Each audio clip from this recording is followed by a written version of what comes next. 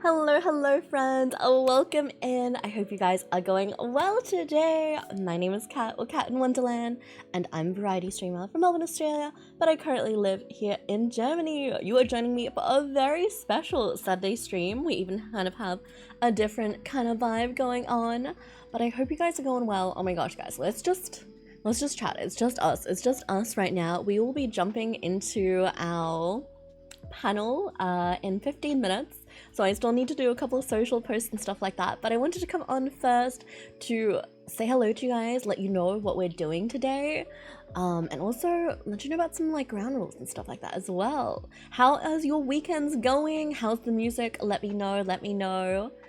Alatina, it's so good to see you. I miss you, friend. Congrats on being the first streamer here for the 6th time. Let's go.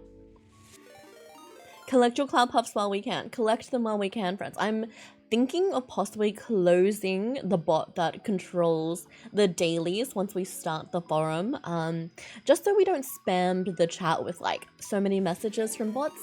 And yeah, we'll see what we do.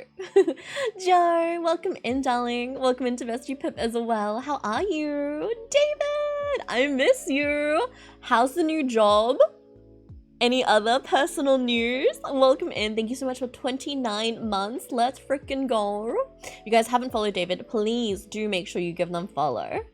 Dear, welcome in. How are you? Happy Sunday. Can we get a shout out for D as well, please? Welcome. It's been too long. It's literally been too long, friends. It's okay. You haven't missed much. I was sick all of January. February, I was down and out, and then now we're in March. March is just come and gone, so not too much. You've been so busy. Oh my god, tell me everything. I miss you too. It's so lovely to be here. How are you? I'm good. I'm sorry I've been missed being here. Been quite unwell. I hope you're feeling better now. I hope you're feeling better. Okay, I need to get some of these socials going, friends, and then I will tell you all about the event. Feel free to check out the, what do you call it, friends? The command as well while I am setting this up. What is it called, friends? We are currently, I've got a lot of stuff going on at the moment. So, I can notice already we are a little laggy on the terms of the camera. It's not as smooth as usual, but that's okay. We're gonna thrive. We're gonna survive. I'll be lurking those. I need to sort out the boys. It might be good to turn off some of the moving clouds. I think I have most of the clouds in an overlay. Okay. Let me do that. Let me see. Is it just the frames dropping, friends? Or is it also, what you call it? Is it also my voice? Like, is my voice smooth? I think it's just the camera. I think we're just having, like, slightly slow camera. It's because I've got the, what do you call it, friends? The studio camera as well. Just the camera? Okay, I'm, like, gonna maybe speak slowly so that it kind of looks natural. How does this look, guys? Does it look natural now? Alright, let me save this picture. Look how cutesy we look. You guys can check this out in the Discord if you'd like as well. I'm sweating, guys. I'm sweating here. Okay. Oh my gosh, so cute. I just saw Olive.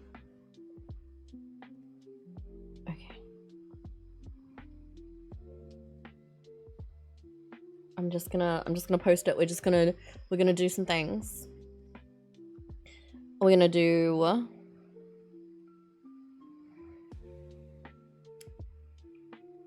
our little natural talking thing, and then we will we'll jump into it. But tell me, what are you guys up to this weekend? If I haven't seen you in a while, what are you up to? What's new? All that good stuff. Okay, and then let me quickly do this. Oh my gosh, not my phone also being slow, friends. March is, oh my god, guys, not me.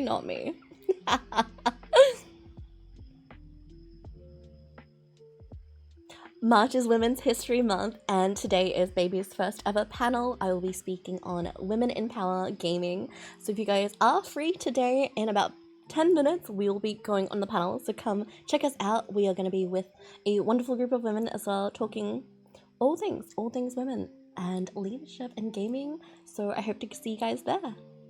Okay, that was bad, but it's good enough. It's good enough, friends.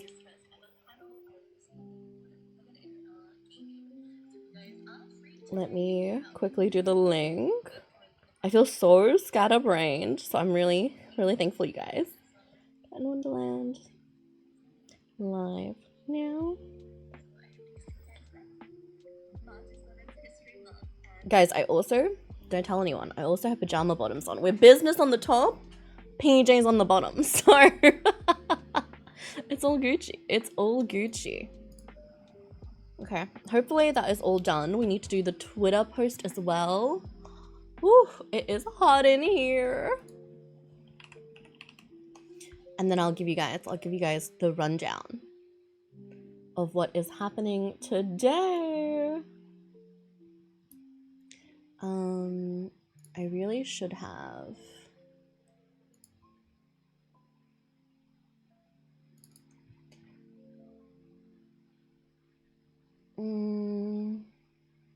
Okay. Give me one more sec, friends. I do apologize for like all the back and forth. It's a lot. It is a lot. Angel, welcome in. I hope you're going well today. Welcome. I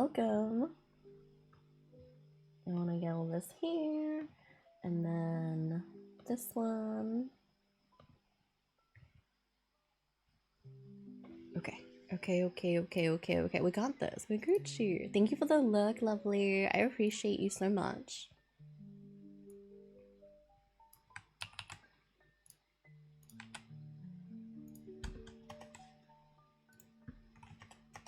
Okay. Done. Let me quickly check on the socials, make sure it actually posted, because Instagram can be kind of weird. Okay, so today, we are going to be celebrating International Women's Month with the Twitch Women's Guide. If you guys don't know, March is Women's History Month, and that's not something I'm too familiar with. In Australia, we don't really have that in the curriculum and such, so it's extra exciting to be able to contribute to that kind of atmosphere of education, empowerment, and so much more today. The Twitch Women's Guide is hosting an event where they've selected a whole bunch of female streamers to kind of flood the Just Chatting channel, and there are different topics. Like if you go event, you can see everybody who's involved, as well as all the different topics. So they have business, mental health, activism, mom life, gaming, leadership, disability, and STEM. And I will be on the gaming panel today. You guys can also check out the Twitch Women's Guide here, and the program as well if you want to know what time these different things are going to be on today. But yes, I'm very excited. It's been a long time since I've done any public speaking and stuff like that, but it should be good. I'm excited for it to go well today. Yeah, I will probably turn off the Mix It Up bot soon, so if friends come in being like, oh, no cloud puffs or anything like that today, please help them, guide them, understand that it's a different kind of stream today. I won't be as too focused on chat. I'm going to be focused on chatting with my fellow panelists as well, and then when it comes time for questions, you guys can ask questions there. If you think about it in kind of podcast mode, that's the kind of mode we're going on today. So if you guys see me turning anything off, I've got all my sound alerts off and such, some of the channel redeems as well, and a couple of my normal commands are off as well today, just to have some panel etiquette and such, that it doesn't get too distracting or anything like that for everybody. We are probably going to experience a couple of technical issues just because that's the nature of these things. I will be on screen with 5 other amazing ladies, including our very own Cassandra. She's actually the one who encouraged me to be part of this today. So yeah, it's gonna be fun, it's gonna be interesting, it's gonna be great. We are hitting that mark where we're gonna check in with our friends because we are meant to start our panel at 5. So I think we're gonna do a couple of stretches before we get into it, you know? This is your first gentle reminder today, friends. If you guys need to take any medicines, have any food, have your first sip of water, anything at all like that today, this is your first gentle reminder to do so before we jump into things. Just want to make sure that I'm not getting any messages from any of the friends. Okay.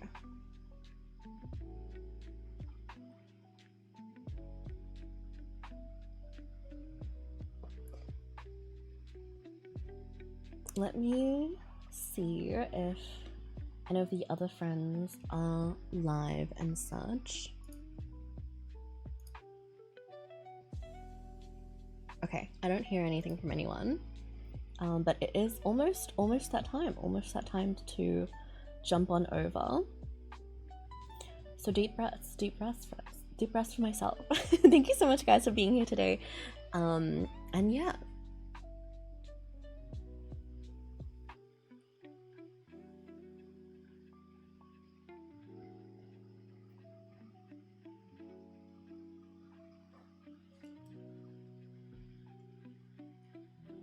Okay, I think I'm gonna quickly check on everybody. Okay.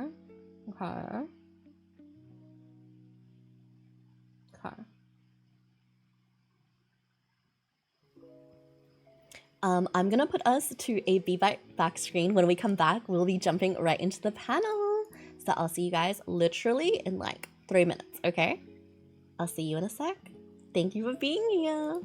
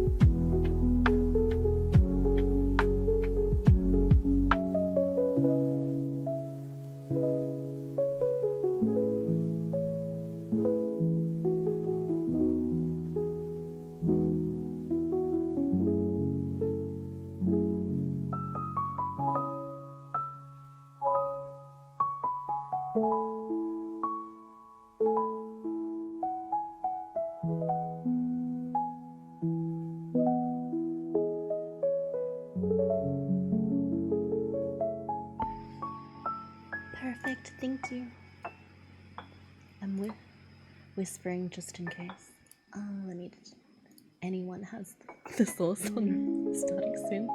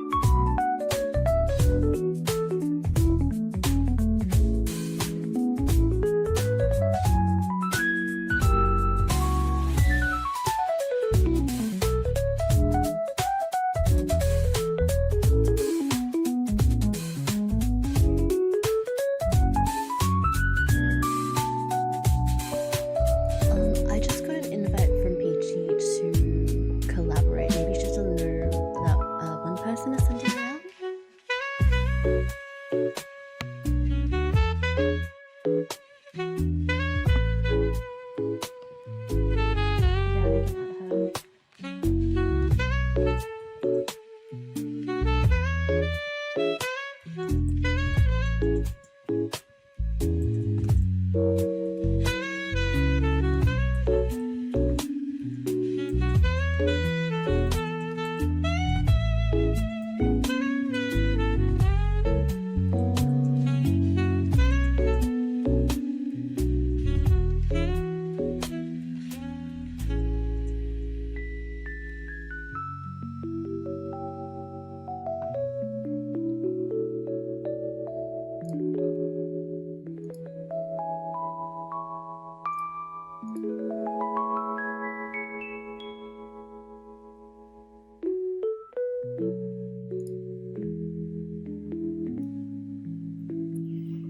Oh my god, I love your lipstick, Sav. I was like, the transformation. I love your lipstick, Sav. The transformation. Oh my god, wait, you have green.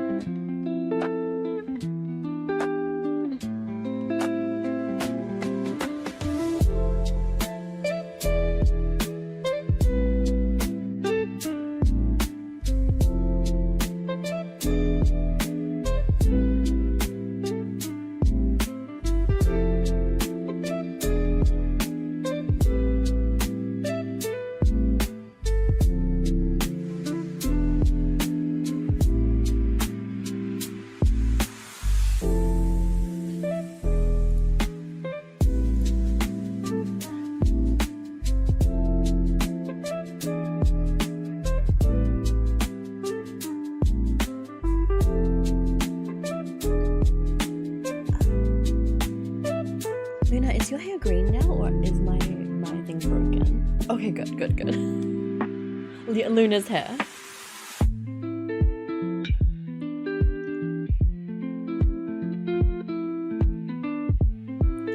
Okay, perfect. I love it.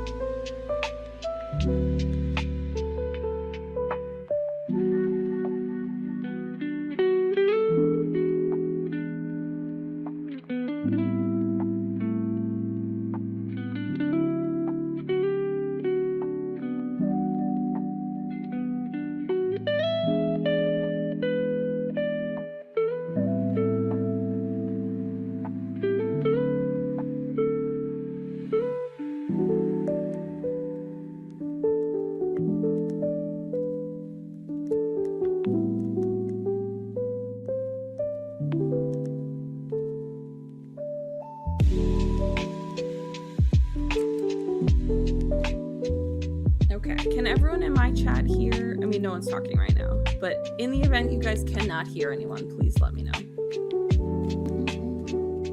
Oh, are we good to switch to the scene to show everybody now? I was just about to hit that Wait too. 1 second.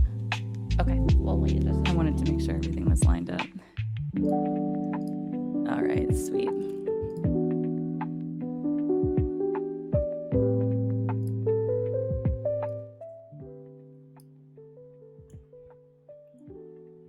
We are just sorting out some technical difficulties, as always, friends. So hang tight, hang tight. You guys would not believe the tech that takes.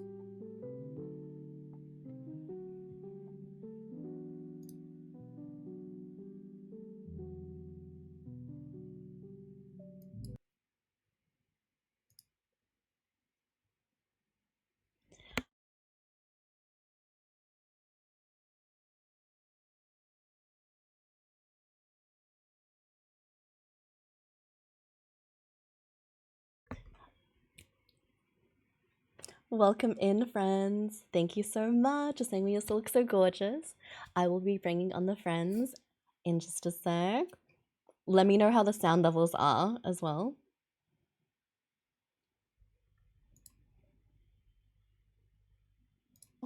Ooh. Hey guys. Hi, Hello, hello. everybody. How's everyone doing? Well, hello. I'm good, I'm good. Okay. Has everybody switched over to their scenes? Are we saying hi? Yeah. Yes. Saying hi to everybody. Mhm. Hi, everybody's chat. Hi. There's so many lovely people here. Let's make sure I Hey. can hear everybody. I know, everyone's looking amazing. Mm-hmm. Whoa. Pretty. Okay, sorry, I forgot I was muted in here. There we go. Okay. Oh, I'm good having a job. day. I'm sorry, guys. I'm having a day. Yeah. It's okay. This is kind of a lot. There We've we never been doing go. something like this. Look at that. Can you hear everybody? Yeah, Cass, you're lagging a little bit.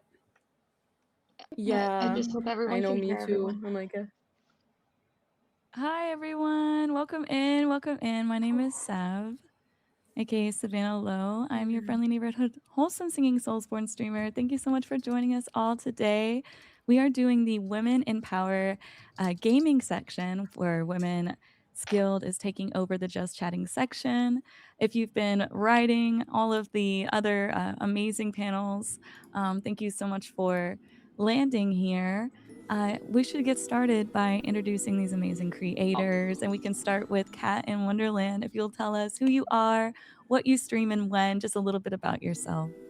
Hello, hello, friends. Welcome in to everyone on my channel, and hello to everybody here as well. Like Sav said, my name is Kat or Kat in Wonderland. I'm a variety streamer from Melbourne, Australia, but I currently live in Germany. Normally, I play a variety of games. We also love to co-work, cook, craft, clean. We do it all on this channel. And within my community, we have a big focus on sharing stories, lessons, and a little more on that later. But thank you so much for having me. I'm so excited. And who are we having next? That's amazing. Thank you so much, Kat. If we could get A shared Peachy, height. please, Peachy, introduce yourself, who you are, what you stream and when, just a little bit about yourself. Sure. So my name is XO Peachy. You guys can call me Marie also, because it's weird to be called Peachy sometimes. I'm a predominantly retro RPG streamer from New York, living in Atlanta, and I stream on Mondays, Tuesdays, and Thursday evenings. Wonderful. And can we get Angelic Tryshort? Let us know. And thank you so much. So would you prefer to be called what for today's You can panel? So you can call me Angelic if you want. You can literally call me anything because I Awesome. answer to everything. Um, and that's actually that's like when people come in, I'm always like, I get called short stuff, fun sized, everything. But I'm Angelic Tryshort. I am a VTuber horror variety streamer. I play all the horror games. Well, not all of them, but most of them. I also do a bunch of charity streams, and I have been told I have a chaotically chill vibe, especially when I pet sit the multiple dogs that I pet sit. I love that. And Luna's List, can you introduce yourself? Who you are, what you do, Hello. when you do it, what you like to go by? Absolutely. Also, heckin' thanks for the shared hype train, everybody. What the Let's heck? go. Y'all being crazy right now. Hi, I'm Luna's List. You can call me Luna. I'm an ADHD, trans, lesbian, variety streamer, VTuber, voice actress. That's a lot of words. I'm just a cute goober on the internet, and I like to play video games and talk to people and have fun and be adorable. that's I that's feel I pretty was much it. forgetting baby stuff. I mean, yeah. That's the life. That's the life. I love that so Yeah, much. yeah. Do you have that on a Luna, t-shirt you're freaking somewhere? I'm adorable. just a cute Not goober on the yet. I don't internet. have Okay. merch I will yet, buy but one. when Just I let me do, know. that's gonna be one of the first things for sure. Uh, And thank you so much, chat, for your shared hype train. That is so great. What a wonderful way to kick things off. We Yes. appreciate your combined support, especially because getting so many creators in one space at one time is no easy feat. And everybody here has been giving a lot of their time and effort into making sure that we provide the best content possible. And as you know, there are a lot of things that go into that. So thank you so much for showing your support for these streamers and being so amazing in that. Thank you so much for the biddies and the subs and all of that. And Cass, we would love to hear who you are, what you do, when you do it, and what you would like to go by during this panel. Yes, well, I go by Cash, and I am a French Canadian. My first language is French, and I am in Quebec. Woo, Montreal represent. But I mostly stream cozy games.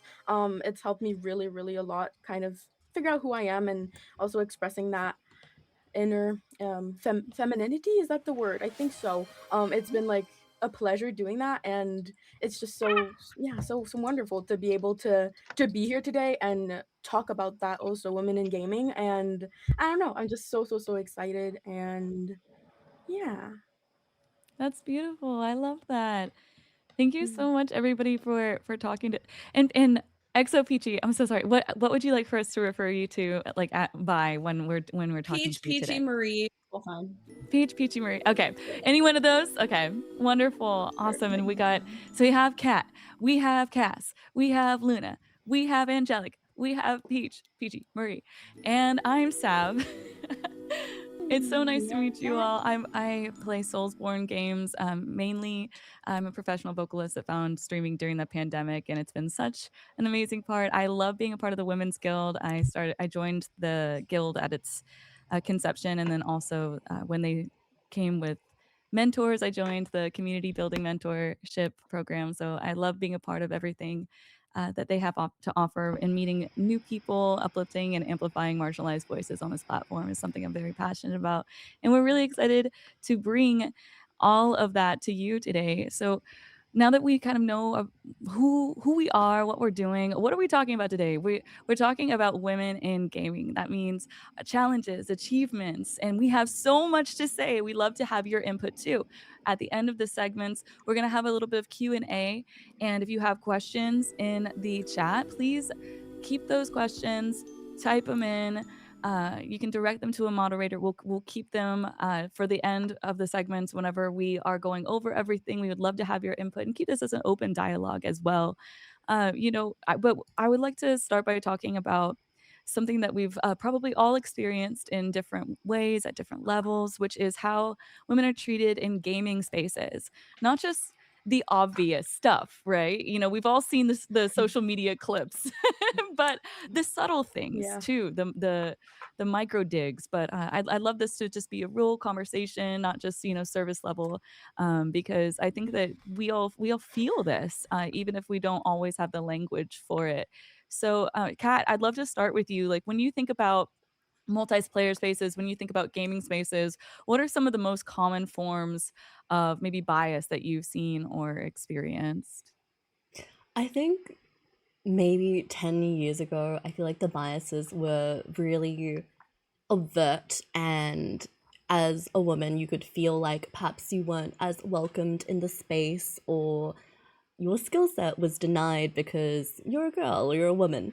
But I feel like now, in the year we're in, 2026, the biases are a little bit different. I think it goes along the lines of what kind of games you like to play, um, perhaps your setup, as well as I guess your preferences in the different ways you like to play. So I think it's so great that we have a great mixture of different creators today to talk about all of that. 100%. Being a woman that, like, when you say you're interested in the games, and then the immediate assumption is, oh, you must love, like, Animal Crossing. And I'm like, well, yeah. But I play Doom and stuff too, and, like, Bloodborne, and, Mhm. I think it's Yeah, also Yeah. definitely don't play Animal Crossing. I all the do time. play But cozy games like but I get Bloodborne. that. Yeah. Cozy Um, games like right. Bloodborne. Yeah. Yes. yeah, I Hyperfixation think mentioned. Hold on. Yeah. Souls games really are cozy. cozy games to me. Yeah. Like, that's just how it is. It's funny Yeah. you say that because I find Yes. the traditional cozy games to be so aggressive on my senses. Like inventory management Oh. is absolutely not cozy to me. I feel like I'm doing homework. Anything that requires me to have a spreadsheet to track things is not cozy. Please no Stardew, time management. Yeah. Please no bedtime in a game. Please, thank you. you know. But so it does change from person to person. Like Yeah. so some people might Yeah. automatically assume, oh, this person is a woman. This person's going to be interested in this like cozy like Animal Crossing thing. And not to say that there's anything wrong with that, but does that resonate with anybody else? Has anybody experienced that differently to any kind of bias about For sure. anything subtle or maybe outright whenever you're in multiplayer spaces? Anybody Yeah. playing So games on VC or? way back in the day, I'm going to take you back to the days of yore, on Xbox 360 when Gears of War 2 came out. I played Gears of War 2 multiplayer all the time. It was like my entire existence in the gaming space was that game. And the amount of vitriol, shivers, the amount of vitriol that came out of that space is disgusting. I got doxxed through Xbox Live Oh no! because my I God. was playing that game. Oh, no. And this is like before Twitch. This is well before that. This is like 15 plus years ago. And so it pulled me out before Twitch. it pulled me out of the multiplayer space completely. I don't play multiplayer games ever now, unless it's like a cooperative game, but I do not play multiplayer competitive games anymore. Same kind of thing for me, but not because I like experienced it, but like I've seen it happen enough that like post transition for me and voice trading, I'm like, I don't want to get on a voice communication and get harassed, basically. I just kind of avoid multiplayer games now because I don't want to go through that, which sucks because, like, I shouldn't have to do that, you know? Mhm.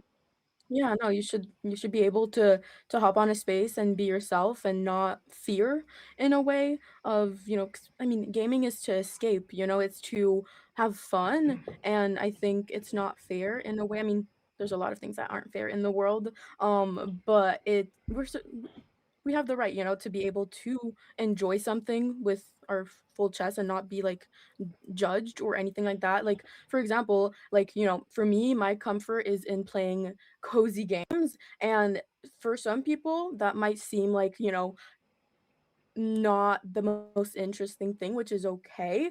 But that's why it's like beautiful. Like the gaming world, I always say it's like there's so many facets and different ways. There's so many games basically, and it's amazing that we're able to just connect in that way still, even if we have like our own preferences. And there's definitely like again, biases and such still happening these days, but sometimes it's just got to do what you want to do. And I mean, we have the right also to be able to I'm do so. So similar yeah. in the same way of where I don't really join in a multiplayer space unless it's co-op, and that's less to do with biases, more to do with my personal preference. But just to pose a question to you guys, who have played multiplayer game spaces before and don't play anymore, what would make you feel more comfortable to engage in that space again? And would you want to? Because like Cass was saying, you Nothing. it shouldn't be like a fear or something. What could be something that facilitates you to play again? Or if there was a multiplayer game that came out, like what would entice you to engage into that? I would love to answer this because I was thinking about this with the newest release of the game Arc Raiders, because everybody was playing Arc Raiders. Everybody on my community was really Yeah. enjoying it, and I was just so terrified of hopping into that kind of toxic environment. I'm also the kind of person who can't even make a renegade decision in Mass Effect. I don't let my chat fool you. I punched a lady one time, okay? And Wait, she if it's the everybody reporter, knows which one that if it's was. the reporter, you're It is the supposed reporter. to. You're Okay. supposed to. But I can't. I cannot. I cannot. Listen, I can't Violence. even like be mean to someone, right? In a video game that's fake. I'm not going to be like toxic to a real person. Yeah. I had this Pixels. idea. I was like, Yeah. how cool would it be if everybody in the game was assigned a random voice changer? So you had no idea. Like when you were in voice chat, Oh, you that'd had be so no cool. idea what That's a anybody sounded great like. idea. You know what I mean? You could totally I erase actually Yeah. love that idea. any I of like that. that. You know, you erase any type of Yeah. how people they could be like, I'm a girl, Yeah. whatever. Like, or like, no, seriously, I'm a guy. Who Yeah. cares? You know, like, And play it the adds a game, you whole know? new like creative we're element to human, that as like well. Like you can have a little role play in there if you want to as well. I yeah. actually think you would still be able to figure out based on language, on how people talk. I don't think Because so. yes, because the way you would. Women are just in general more descriptive. With that But aspect, there's a little always bit. variance though. Like There yes, is, in but general. I Like, think it would still be easy to figure out for the most part. Yeah. I've never Hopefully done people would just get competitive like gaming. lost in the game, you know, and like Because this even new in element. Yeah, co-op I think it- games, I think it would I add would- enough separation to not. I would just be never much of a join a problem. competitive ever again. I'm happy Mm. outside. There's so much stuff outside of that space. I That's have no understandable, yeah. interest in coming back to with hopes that it might be better. I have so much more fun playing single player games and also playing cooperative. I like cooperative things far more than competitive games, even if you take out all the toxicity. I don't know. I like the working together teamwork aspect. And it sounds like you were Mhm. pretty traumatized, you know. And I mean, I got doxxed and a guy showed up at my house. So Yeah. like, Yeah, Oh, that's fair. so like, creepy. that'll do it. Yeah, that's a very Yeah. like specific That will do it. Yeah. Yeah. situation. I mean, Yeah. you can't blame you know. But has anybody ever like felt a moment that wasn't even something someone said, but it was you could feel the shift? 1,000%. You have? Could you Mhm. tell us about that? So, like, Okay, I don't have a specific example, but it's like every time just like anything about either being part of the LGBT community or just being a woman, like it coming up in a game situation with strangers, it's like there's this perceived like change if voice chat occurs sometimes. If it's another woman, usually not, which is amazing and wonderful. But gaming is there's a lot of guys in gaming, and it, I don't know. You felt the I feel like difference when you were there. yeah, it's the whole culture too. Like it's like that's expected almost. Like people are happy to just do that. Like they think that's normal. And I'm like the culture of gaming kind of needs to change. And like even thinking about just like report systems and like when terrible stuff like that could happen in a voice chat and you report somebody, nothing ever happens. Like that person will show up again later or like follow you into different lobbies and harass you and like it's just I think I don't know. that Yeah. translates into real life a little bit as well, like as just a woman moving through spaces, and to, I guess, move it into a positive thing in terms of like reporting and how that can help change the culture. I think it's also personal accountability, like you as a gamer as well. Like if you, as a woman, a man, a non-binary person, who, whatever, if you see something that you don't agree with, I think it's great to speak up online as well as like in person as well, because I think everybody has a voice, and for those who maybe don't feel comfortable speaking up, like you can help someone else feel more comfortable, and you may never know, and it doesn't really cost you anything either. So hopefully like people will move towards that general direction and want to speak up. We bring back shaming people for bad behavior. The shame now. Like, Yeah, I mean, did you really whenever mean to someone's say that? What was that again? Did you mean to say Ask that? what Yeah. they mean. Like if they tell a joke that is very clearly bigoted in some way, just be like, I don't get that. Can you explain? Can you that explain joke? that? Yeah, like that was just explain, or I like love it. like if someone's mean, Oh, just never like mind. Put the Are you onus having back a? onto them. Are Yeah. you okay? Yeah. That's my And I feel like favorite one to bring. it's so refreshing too, because it's like it doesn't bring the energy down. It's just like, no, please, like real talk. Like, because I mean, we're humans, right? We're not just sitting down and being like, surface level vibes, right? It's like it's important to be able to, have some people realize that, I mean, we're not just here for fake vibes, if that makes sense. So Yeah. it's really, it's really, yeah. Yeah, it's important. I don't know feel what I like was gonna it's say, but important to yeah. have like those Yeah. standards though, because I Yes. feel like the anonymity and the people hiding behind their keyboards takes away a lot of that public, like the shaming aspect of things, like whereas if I was at the grocery store, I'm much less likely to have Yeah. somebody use that bias or like use strong language or tell me to go make them a sandwich in the checkout line than I am online on a VC, because they feel like they have the support and the backing of having that like Yeah. anonymity and hiding behind a screen, and Yeah. the way to like like have the the personification, because when they see somebody, it's like, oh, this person's not really a person to me. Like, Yeah. not only am I like, might they be like objectifying you already because of misogyny internalized or whatever or whatnot, but they see somebody on a screen and they're not automatically relating that to like, oh, that's a real person behind that microphone and behind that screen and behind that gamer tag or what that might be. And I think that it's like something interesting here is that, not all biases look the same, and some of it is really loud and then some of it is quieter but just as impactful. And like, how do you differentiate between that overt toxicity and those more like subtle moments? Do we call out all of it?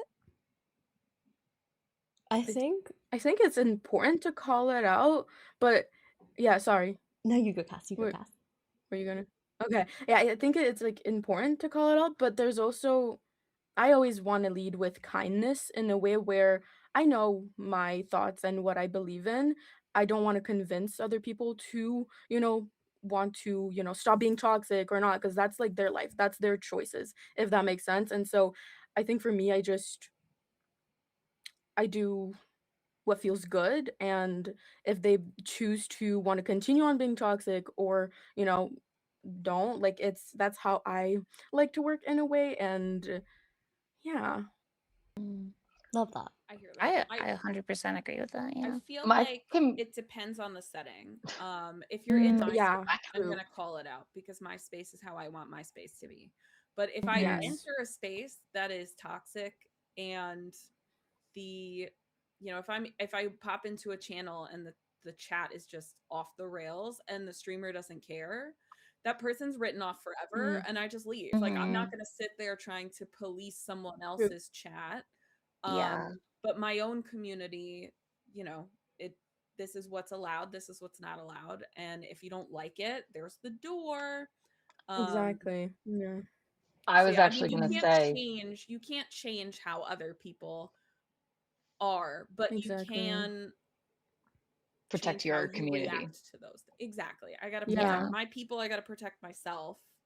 Yeah. And it's all about No, like, I feel like it comes down to respect, not only for Yeah. other people, but also for yourself. I think that's like really important to always remember because, again, we are real people. We're not just, yes, we're a screen for the people who are watching us, but I think sometimes I get lost in the fact that, well, not that I forget to respect myself, but I've really learned to respect myself with having those lines and being able to put boundaries but also still be able to be myself, if that makes sense. So Yeah, yeah. I'm glad you Absolutely. brought It's a out fine line. boundaries because they are like they are very different for everybody. You know, it's like I like to like I learned from Chelsea Bites taught me the analogy of, everybody's stream is like your own house and you don't take off your shoes in everybody's house. Some people you True. walk through their front door and Oh, the first thing you do is you take off your shoes. And my mhm. rules might be different than your rules, but as long as you're following the rules of that house and you understand that it doesn't mean that these people, like this person's boundaries are no better than this person's boundaries. This person might want to have a discussion before an immediate ban. This person might want to just boot them out Yeah. and be like, no, this is my community. We don't play like that. I like to kind of gauge it as the situation goes, and if somebody is being it also depends on on my mood. But for the most part, I like to educate. I like to say like, okay, can I use this as a teachable moment? Does this person just not understand that what they're doing could be better? Like, are they having a bad day? Are they taking their behavior out on me? Do I feel do I have the spoons to have this conversation right now? Can I use this as Yeah. a teachable moment? Yeah. I sometimes I offer a troll a hug. Yeah, like I'm like, do you need a hug? Or do you need a place to Yeah. be? Because you don't have to be like this. Are you lost and lonely? And this is how you're used to getting attention is through negative feedback. Because that's what you're used to, because some people need a community, but Yeah. it's not up to us to educate everyone. It's not our Yeah. responsibility Yeah. to welcome everybody, but again, like it depends on the different day. It depends on the different like how you're doing, how you're feeling, and what your space, what you want to allow into your space. Because I do feel like, the subtle biases are harder to call out. I feel like Yeah. one of those more subtle biases that we see as women in gaming is backseating. I feel like oh my God. backseating is My a enemy. subtle I could I talk feel about like backseating all day. if you go Yeah. into women representing streamers chat more often than, our male counterparts, it is absolutely way more prevalent. 100%. It's always, Yeah. and I've been doing a couple first playthroughs. I actually had to stop a Resident Evil 1 playthrough because people kept coming in, and even if it says please don't backseat unless like I specifically ask, I'll get backseating or like spoilers, and I'm like, no, No, that's not it's really fun. not. But I did Mm. want to say with the boundaries also, like having those boundaries is really nice. I never did competitive gaming because like on YouTube and everything, I would see the way women are treated, even by fellow women sometimes. And I was like, I can't do that. My anger would not be good. Same. It's already not good when people backseat me. I can't do it. I Yeah, you think gotta protect your peace. to play devil's Backseating advocate is an though, epidemic for with me. backseating. I've been Mhm. backseated in almost every game I've ever played on stream. Mm. I play retro games. So the games I'm playing are first playthroughs of games that are 20 plus years old. So My childhood. a lot of people come in and they're like, this is my favorite childhood game. And then I get nervous Mm. because every time a conversation Mm. starts out like that, there's an 80% chance they're about to Oh. spoil the No. game for me. Oh, Oh, yeah. Peachy, I Mm. said that exact thing, and then I Every time when I this was in and your I'm like, chat. Every I time got I backseated didn't playing backseat Phasmo. you. game and I'm like, okay, mods, look out for this one. But no, a lot of times it's fine, or they get like a little enthusiastic, so I'll just remind them like, hey, when I say no backseating, I also have a backseating command that I pin to chat, but when That's I a say good no idea. backseating, it means don't tell me how to play the game, don't give me hints, Mm. don't say this next part's my favorite, don't tell me anything, wait 2 minutes until I do it and then we can talk about it. Mhm. Like, do not foreshadow things, do not ask me if I forgot to pick up XYZ item, just When in doubt, message a mod. Yeah. Exactly. Yeah. so like anytime Mhm. we start, I'm like, hey, just a reminder, I don't accept any kind of backseating, any kind of Mhm. like hints. If I need help, I will literally never ask chat because they always end up spoiling anyway. If I need help, I'll go to a spoiler-free walkthrough, which I always have up anyway. Mm. Yeah. Yeah, I feel like No. for me, I've tried, like I've never really been comfortable in starting a game online, like brand new vibes, because I do like to discover it on my own and myself. And that just made me realize, like, I feel like, yeah, that backseating truly like is not fun. And kudos to everyone who, are comfortable in, just experiencing something new, and because you can't really again control if someone's gonna spoil it for you or not. So that's like something I'm wanting to get more comfortable in doing in the future. So it's really good to like listen and talk about that, because again, for me, I learned gaming in a different way, where it was something that I could just play offline. First, I was a viewer. I was tuning into people's streams. I am at heart, at the core. But then it's like finding the love to be able to share that like passion of gaming with other amazing people. Like it's like so amazing. So I love to hear about this, because again, we're learning together, and I feel like, well, for me personally, it's like it's fun. I love it. So Yeah. I think for I myself, think one of my yeah. favorite like backseating moments though is when you've played a game multiple times and then people still try to backseat you and you're like, "No, I already know." Mm, 'Cause I play a lot of Phasmophobia and I have people mhm. backseat me on that game, and I'm like, I get it, guys, but this is my obsession also. You don't gotta hold my hand that Mhm. much." My Yeah. most popular YouTube clip is is like the comments are always people backseating incorrectly Mm, in the comments. And I'm like, I have been playing this game for 25 years. It's my yeah. favorite game of Mhm. all time. You're Mhm. literally wrong. Shut your mouth. Oh my god, I love Yeah. it. What were you gonna say? Mhm. Sorry, Kat, did you have something to add for us?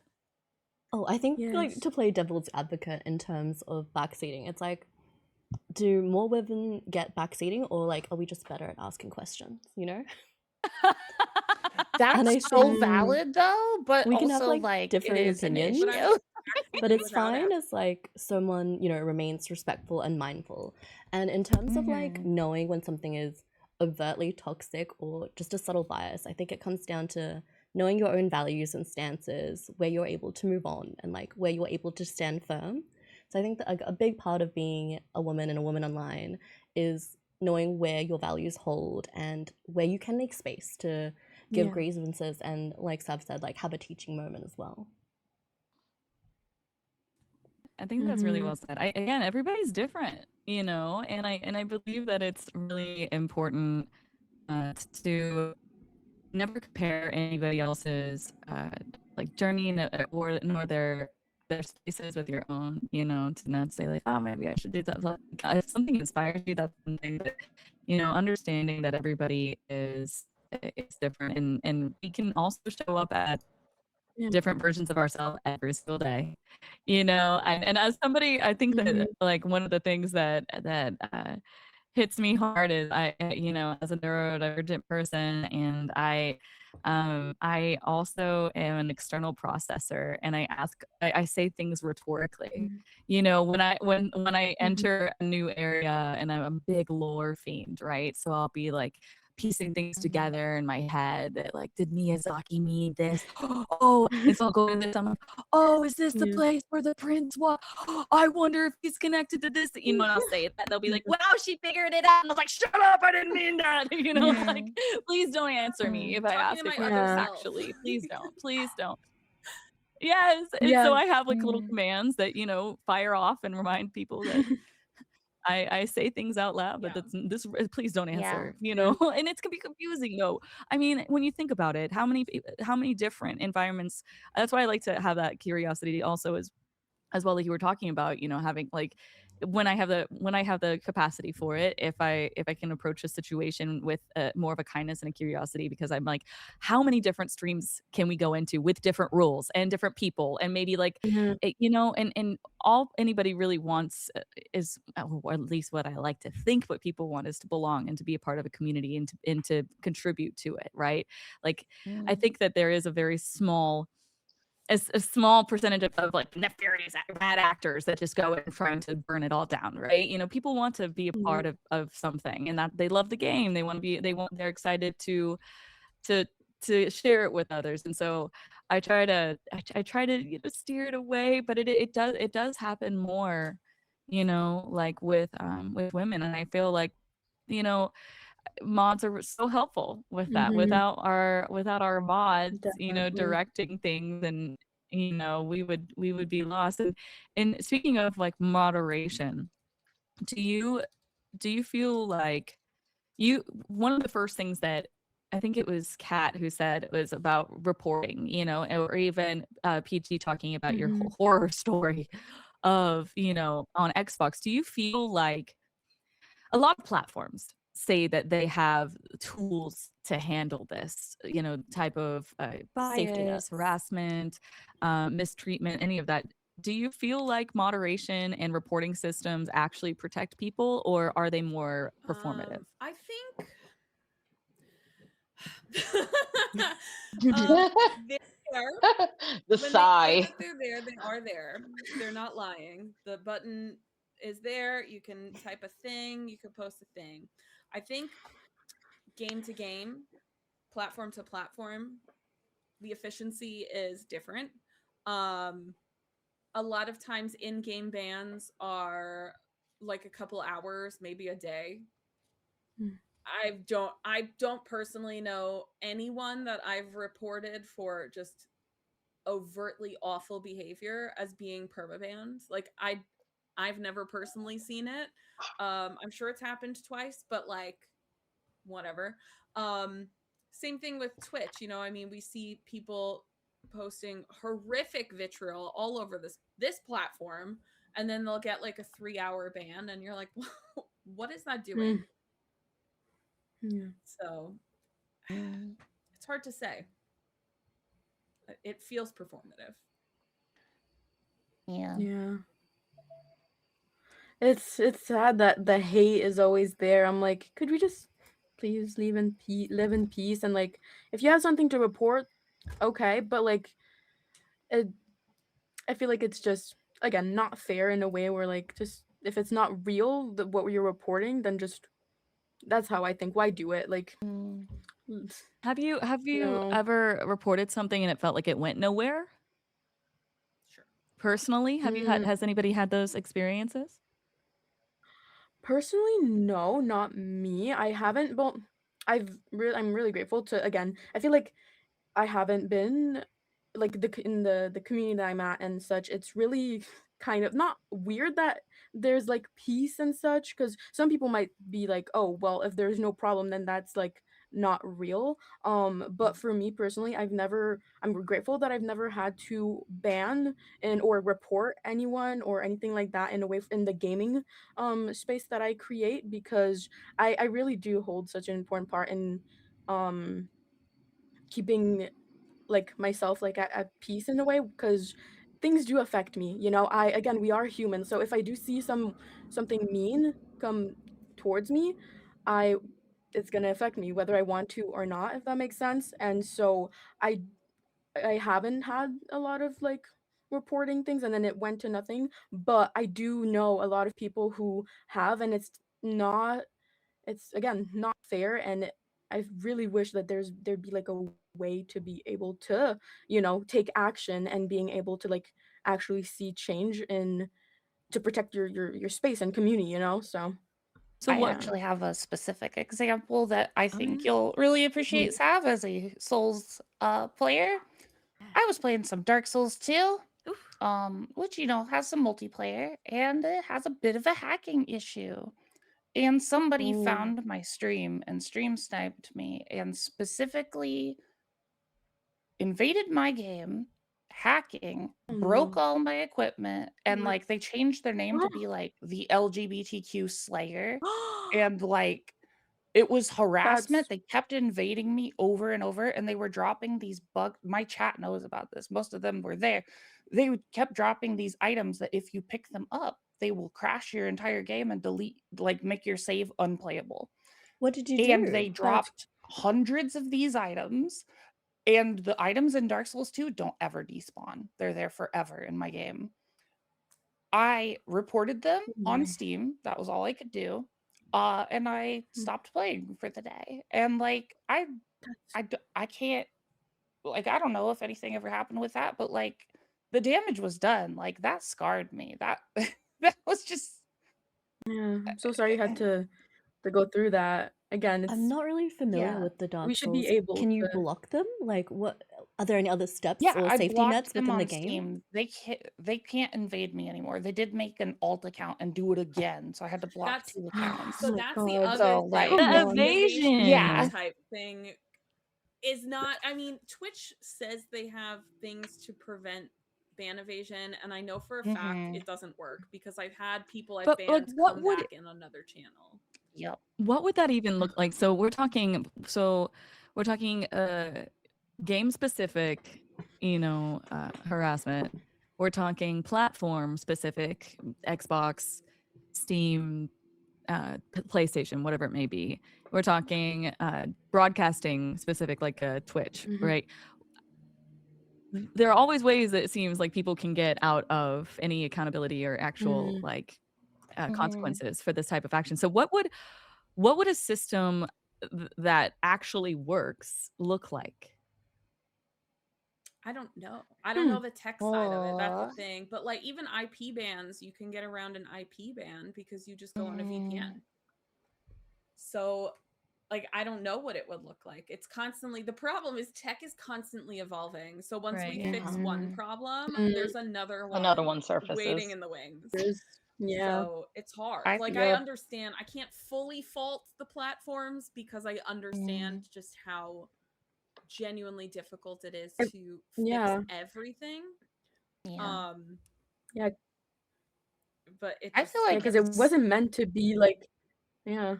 it's more of Yeah, a it wasn't meant to be societal like problem. a exactly. Yeah. Like Mhm. people who create games do not have the intention of then having so many people, you know, being like not Mm. crazy, but like, you know, being in negative way response. So it's hard to think of how we could be able to prevent certain things because it's out of our control. I think the only thing that we could prevent is how we react. Well, for me personally, and yeah. I think that it's really hard because like you said about it's like how do we maybe even not talking about the tech side, right? Maybe not getting Mhm. into the minutia of it. Mhm. Like what would a system that works and makes you feel protected, what would that even look like? Like just to you, if you could kind of think in your mind about something that would make you feel safe and as Mm. far as reporting moderation is concerned, what would that look like? I think just getting a response, whether that be to like this has been done to this person or like this is what we put in place, like we've blocked this person from you. But from what I'm hearing from you guys, because like I said, I am not part of a multiplayer space a lot of the time, it sounds like you guys report and then you do as much as you can, but that's it. I think if you were able to hear back from every report from another human being, someone who's taken the care to follow up and do something, even if there was nothing we could do, we're so sorry you had this experience. Not a copy paste kind of message, but just some kind of Just the acknowledgement. interaction to know that you've been heard, and yeah, maybe they build like a case system or something like that within there. I think I'm sure everyone's worked in customer service at one point as well. You know, you're a customer yourself. Just the acknowledgement and knowing that there are some checks and processes that allow you to feel safe. For myself, like whenever I make a complaint, like sometimes you do have to advocate for yourself though. Like if it's something that's really traumatized you, like I hate that the earnest is on you, the person who's been affected, to do something. But sometimes I think you have to advocate for yourself really hard and send that follow-up email to the dev or to their customer service team, so then you are able to give yourself that peace of mind. I hope that in future, if we could move to a space where companies, gaming, and everything else outside of that even have larger teams and resources dedicated to that, I think that would make myself feel safe. I don't know about you guys, but I think that would I help think alleviate that's that. I agree. super Just- insightful, and like the lack of feedback is the thing. It's like you send out the report, you never hear anything back, you don't know. It's like in a video game. If a game doesn't have good feedback, it's not going to feel as good. Like when you hit someone Exactly. in a video game and there's that crunchiness and the sound effects and all that, like that helps you feel like, oh, I'm really doing something actually happened. And that just doesn't, it's not part of the systems that they have usually. I haven't used every system, of course, I don't know, but like the ones I've interacted with, I reported that person. Steam never told me what happened with that. Like, I don't know. Right, I like was the also gonna. transparency, the conversation, I feel. Mhm. I agree. I feel like just human acknowledgments would make me feel better, because That's pretty what I much was gonna say. every system that I've seen personally in terms of reporting has been like, just, you enter it and you get the little pop-up that's like, we received your report. In my mind, there's like a file cabinet, like a digital filing room, and it's just stacks of reports everywhere, and that room just stays locked and put away. Like in my mind, no one's actually looking at anything. That's my brain. How did you get a picture of my brain? I One of also my have chatters- ADHD. Well, I was also gonna. I was One of my also chatters gonna just say, said like, something even really if you important give me. too. Sorry, go ahead. Sorry. Ooh, Arcadia I goes was also crazy. gonna say, even if when you first make that report and you give me that automated message, come back and actually like give me a real message later, like Yes. some Yeah, I type love of Please that. do this. acknowledgement. And Yep. And I would, Because like like I even if get you might not answer right away, but like give me Yeah. something back later. Like my even if chatter they said, Katie just said, sometimes you do a report and things get real bad. And like this happened to Katie. She reported someone for verbal harassment, and then she's the one that got banned. Yeah. Yep. yeah, that's crazy. Yeah. Oh no, what? Yeah. Yeah, that's a random Uno reverse. I have Mhm. heard of people reporting as a form of harassment though. You know, like Mhm. they'll Yeah. like mass report I've somebody. Sorry. I didn't I've mean to actually been interrupt. reported on Twitch, Really? and it was because of a joke that was said, that it was like an ongoing joke between me and a friend. So my Twitch, right, I think it was last year, right before my affiliate anniversary, my Twitch got suspended because of it. And like the streamer did like go in and like try to help me with it, the person that I joked with, but I was just like, I've had people like come at me. I've had people dox where I work, which is why I don't always bring up that I still work in education, because I've had people dox me to try to get me fired and arrested and working as a teacher. So like I'm very careful now with everything. But like I've had people fake report me, and it's very scary. Reports happen. Also threats of fake reports. Like I've had people in Yes. chat show up and be like, let's report this girl, like just for being a lesbian. Like somebody was like, oh, you're gay, I'm gonna report you. Cool. That's nice. Yeah, I feel like the bombardment of like false reporting on Twitch is fairly common with women. I've seen it happen a lot where women are like, I got permabanned on Twitch. Why? This is what I was doing. Like they had their recorded stream and they're like, this is what I was doing. What? Why? Why is this? Explain. And it could take months sometimes to get their channels back, which is crazy. Months. Well, I'd like to shift this just a little bit because it's not just about these like moments isolated, right? And these things add up.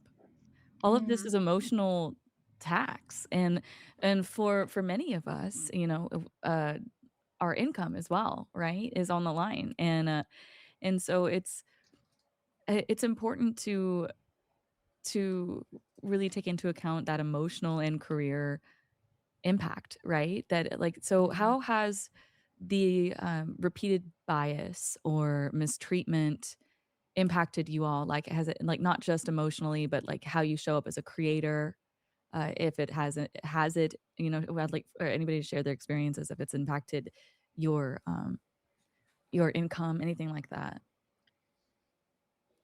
I think repeated bias will wear like anyone down. I've been lucky and fortunate enough not to have to deal with a lot of that in terms of my online spaces and where I've interacted.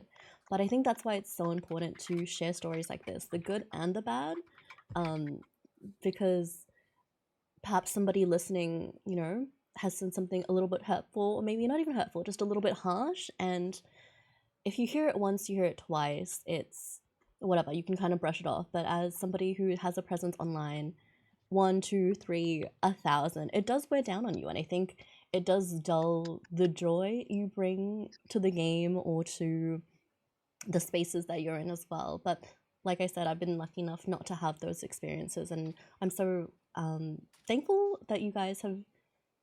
I'm like, thankful is not the right word. Grateful, supportive. I'm just happy that you guys are able to share these impactful experiences and, let people know like what it's like. But I'm sure you also have like 100 good stories to go with the bad as well. Of course. I hope. That's why we still do it. I do want to say real fast, if you hear dog barking in the background, I'm watching 2 pugs and they do bark every now and then because it happened right behind me at one point when Sav was talking and I almost wanted to be like, the dogs agree with you, Sav.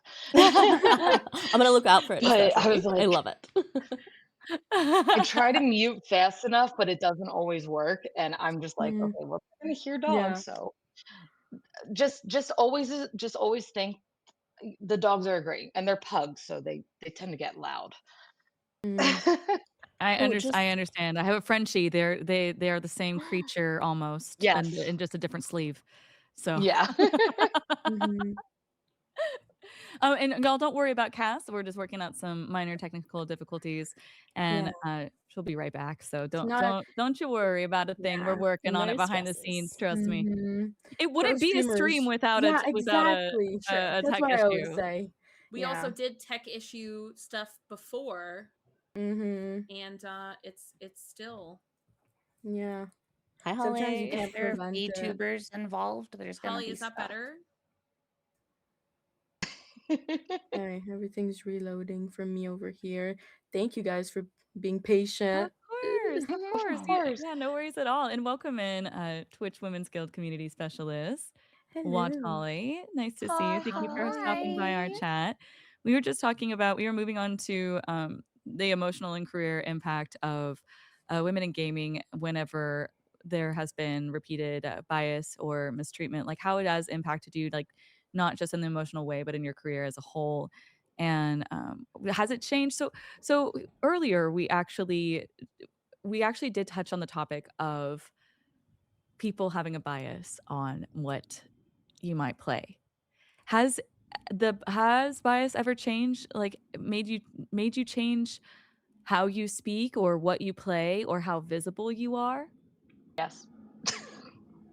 Definitely I'm not sorry. how I speak. Hasn't changed how I speak at all. It's changed.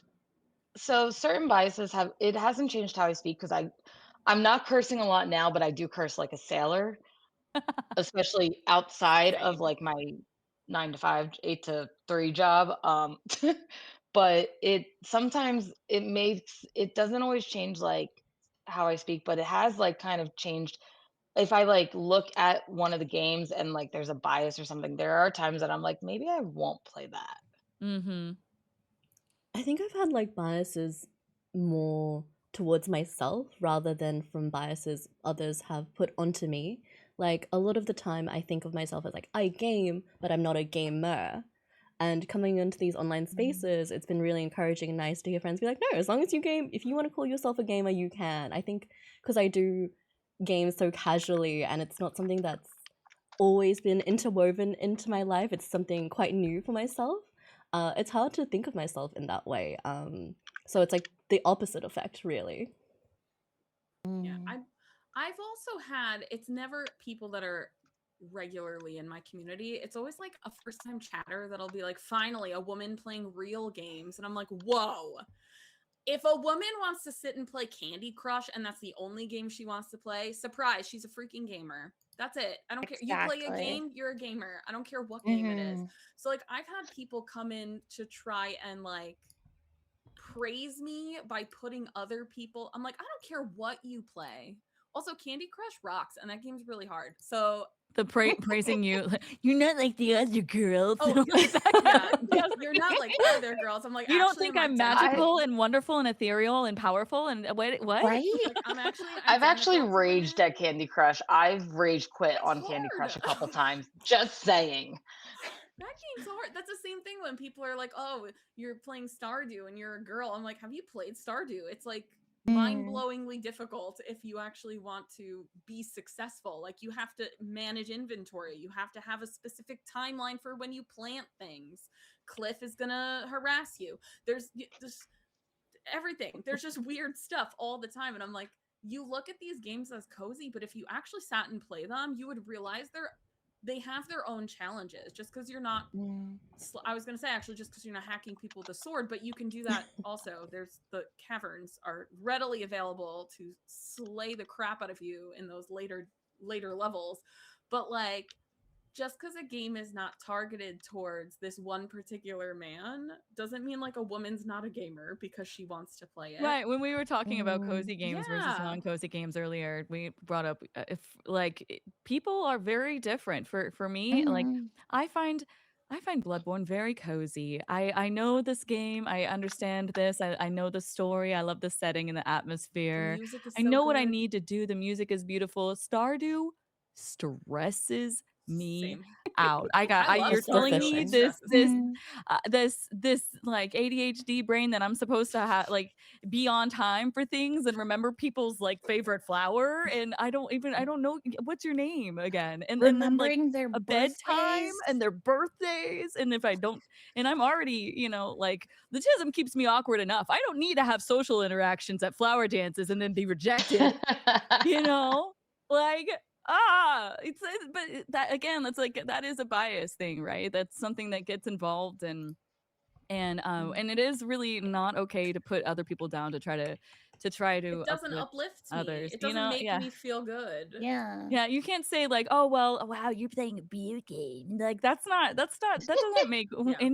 anybody who's in this for everyone else. Like that like I'm glad that resonated with some of y'all. But I feel like it is important one of the things that I really love about the guilds is the ability to create those spaces where we don't mind being as visible or describing your likes and the things that you're into.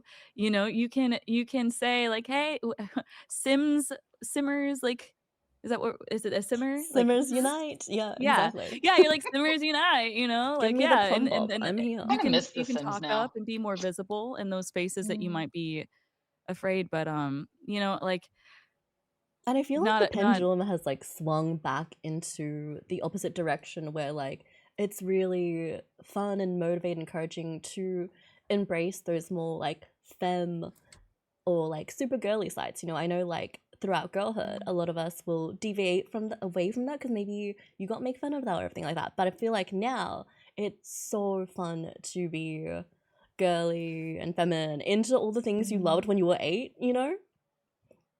And it's just so Mhm. like you That's just know my there's a whole spectrum life of people that now. you Like everything was black, now everything give me all the pink, right? I Like I and if hated not, pink the and rest is for you. dresses when I was a kid. Hated I dresses, still hated not pink. a fan Pink's of my pink. favorite color. I'm sitting in a room that's completely pink. Oh, I'm a have you heard blue about the girly. theory about that? Oh, well, my dad is very bigoted and hates women. So he Well, used to tell me it's too bad I'm a Jesus girl. Christ. Yeah, I So like what's the hated theory? being a Dang. girl for a very long time. thank you for Um, sharing that.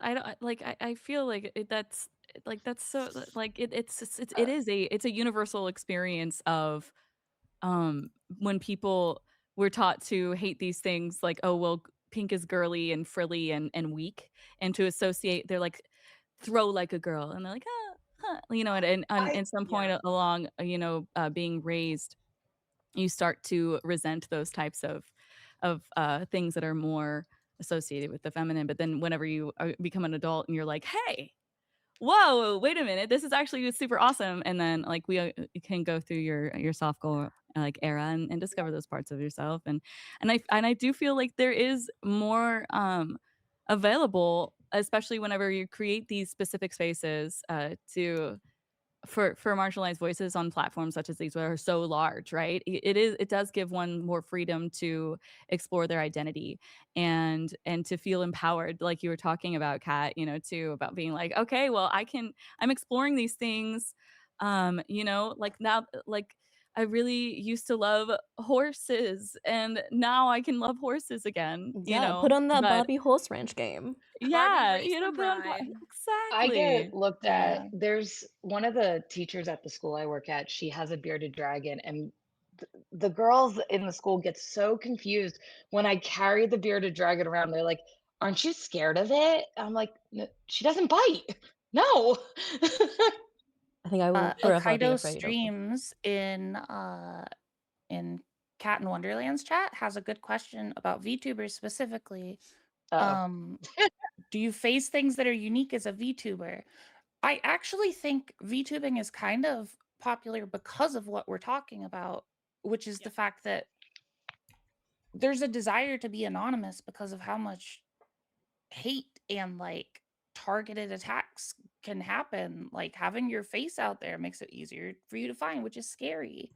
And like, I mean, there is sometimes specific to VTubing stuff like getting trolls that are like, "Hey, you should show your face. I bet you're ugly." And like that, You But I bet there first. are people also like, right? oh, please show your face. Like, I bet you're beautiful, right? Oh, Like, Sav, I'm using that Yeah, from now there's on. always You like the yin and first. the yang. yeah. So I have a very Well, interesting situation though, because I come from the cosplay universe. My face is Mm. is very searchable. Like you can find what I look like. It's out there. I started VTubing last year because of harassment on Twitch. People were so clipping my stream because I have ADHD and I'm very fidgety. People were clipping my streams and naming it like boop bounce, bouncy whoa, bouncy, and like weird stuff. And they would clip things from like weeks ago. So I that's wouldn't creepy. see that unless I was actively looking at my clips. So now I check my clips every freaking day because I don't trust anything. That is so Mhm. real. That's an emotional impact, I believe, is hypervigilance and Yeah. like not Uh-huh. feeling like having to the things that you have to be aware of as a woman on the internet. It's You know, crazy. that like, okay, now I have to go through my clips and make sure who is this person? I've never seen them before. Did they clip something weird? We had I'm the leader of an all women, femme, and non-binary soulsborne specialist stream team called Guidance of Grace, and we had like an issue of somebody going around and specifically clipping and commenting on armpits and Oh my in the god, I know Oh. who souls you're talking community. about. Yeah, and literally would also use AI generated imagery to change people into like stuff without sleeves, and it is a real thing that women have to deal with and that we Mhm. shouldn't, and you have to like amp up every time your brain, especially whenever you think a little bit differently, right?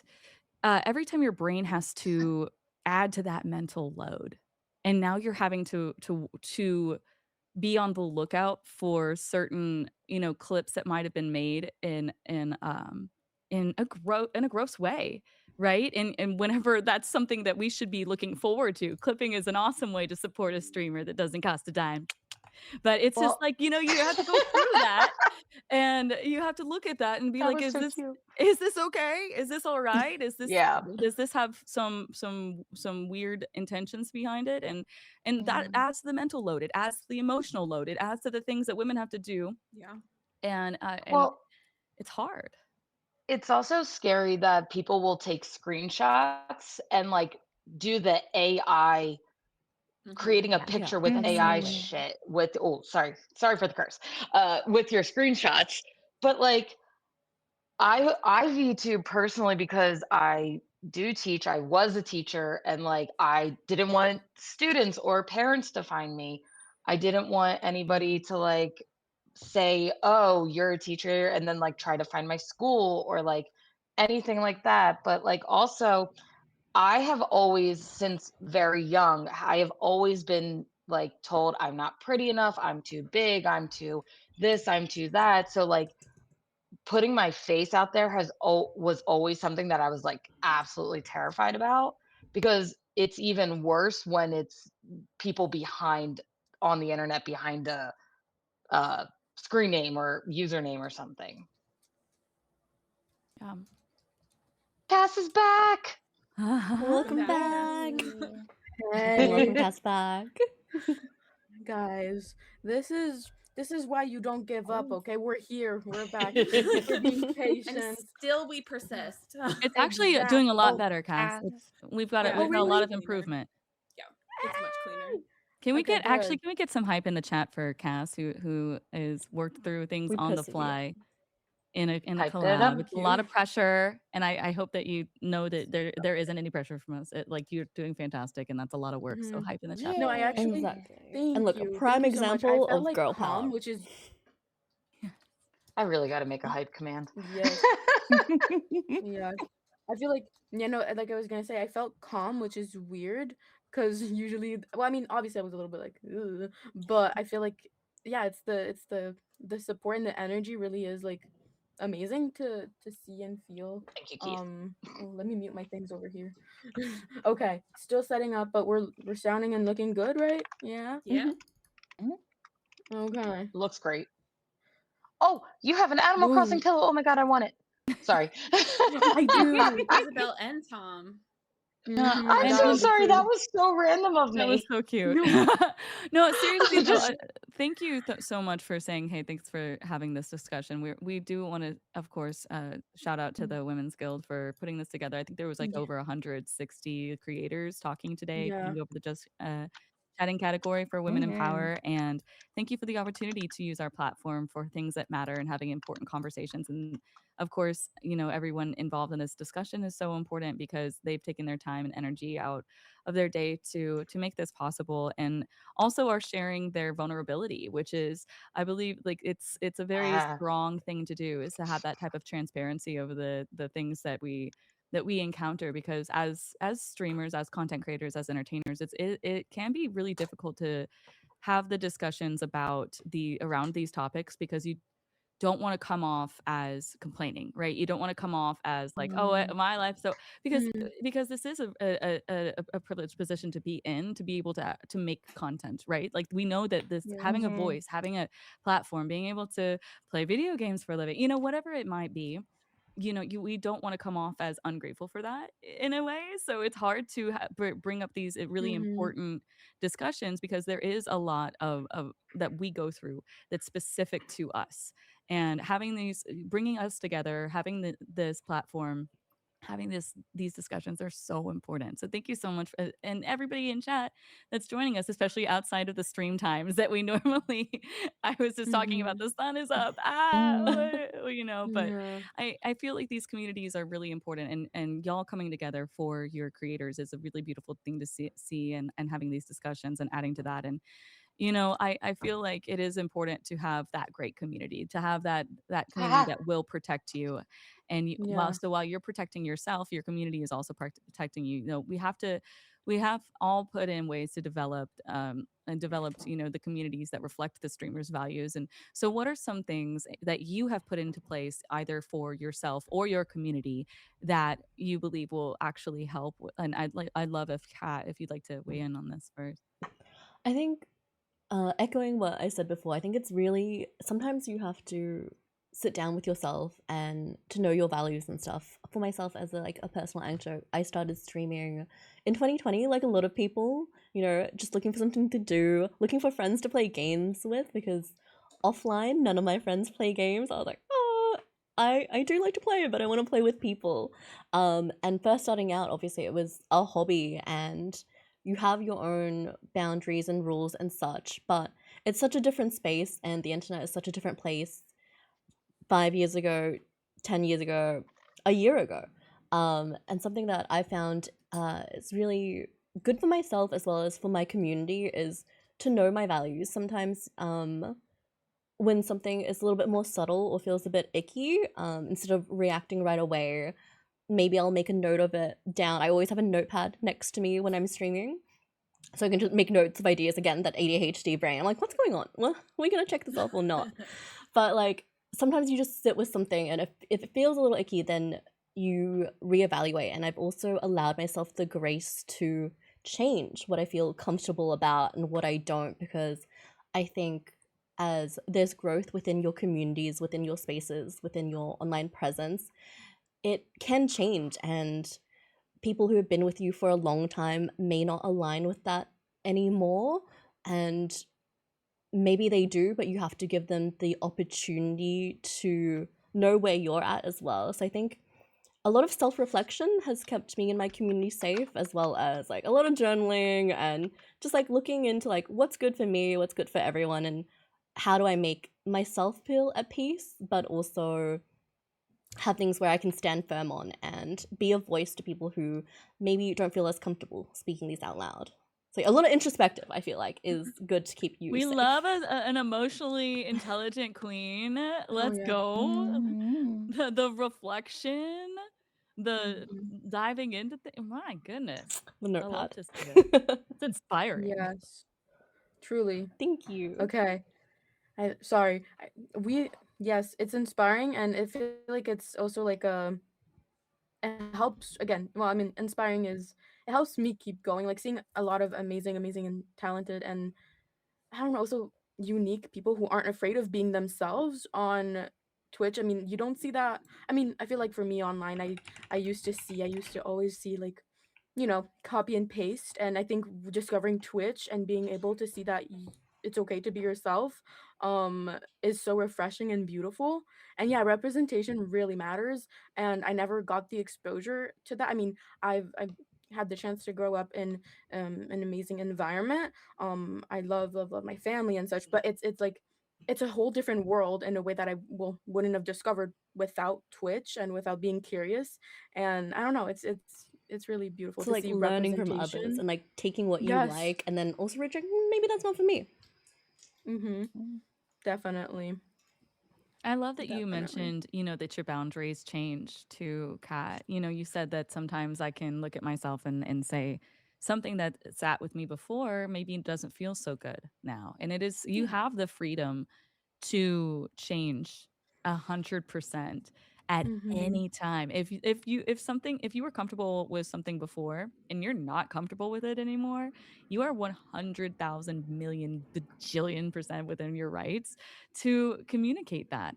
And I believe that it's really important to like adding on to what you said, Kat, about your values. I do believe that it's really important to write them down. I think that Yes. actually, like, physically writing down what you're comfortable with, what your boundaries and your values are, what you want people to take away from your streams. That's something I've done personally with my community. Mm-hmm. Is I know that people aren't going to always remember what I've said or what I've done in stream. I know that I don't remember what I had for breakfast this morning, but people do remember how you made them feel. And whenever I want to foster an environment of belonging and of being heard and listened to and seen. And in order to do that, I have to acknowledge myself, and I have to see myself. I can't, be a hypocrite over here. I have to Mhm. first acknowledge my own, the way that interactions and either online, in gaming, in the community, whatever it might be, make me feel.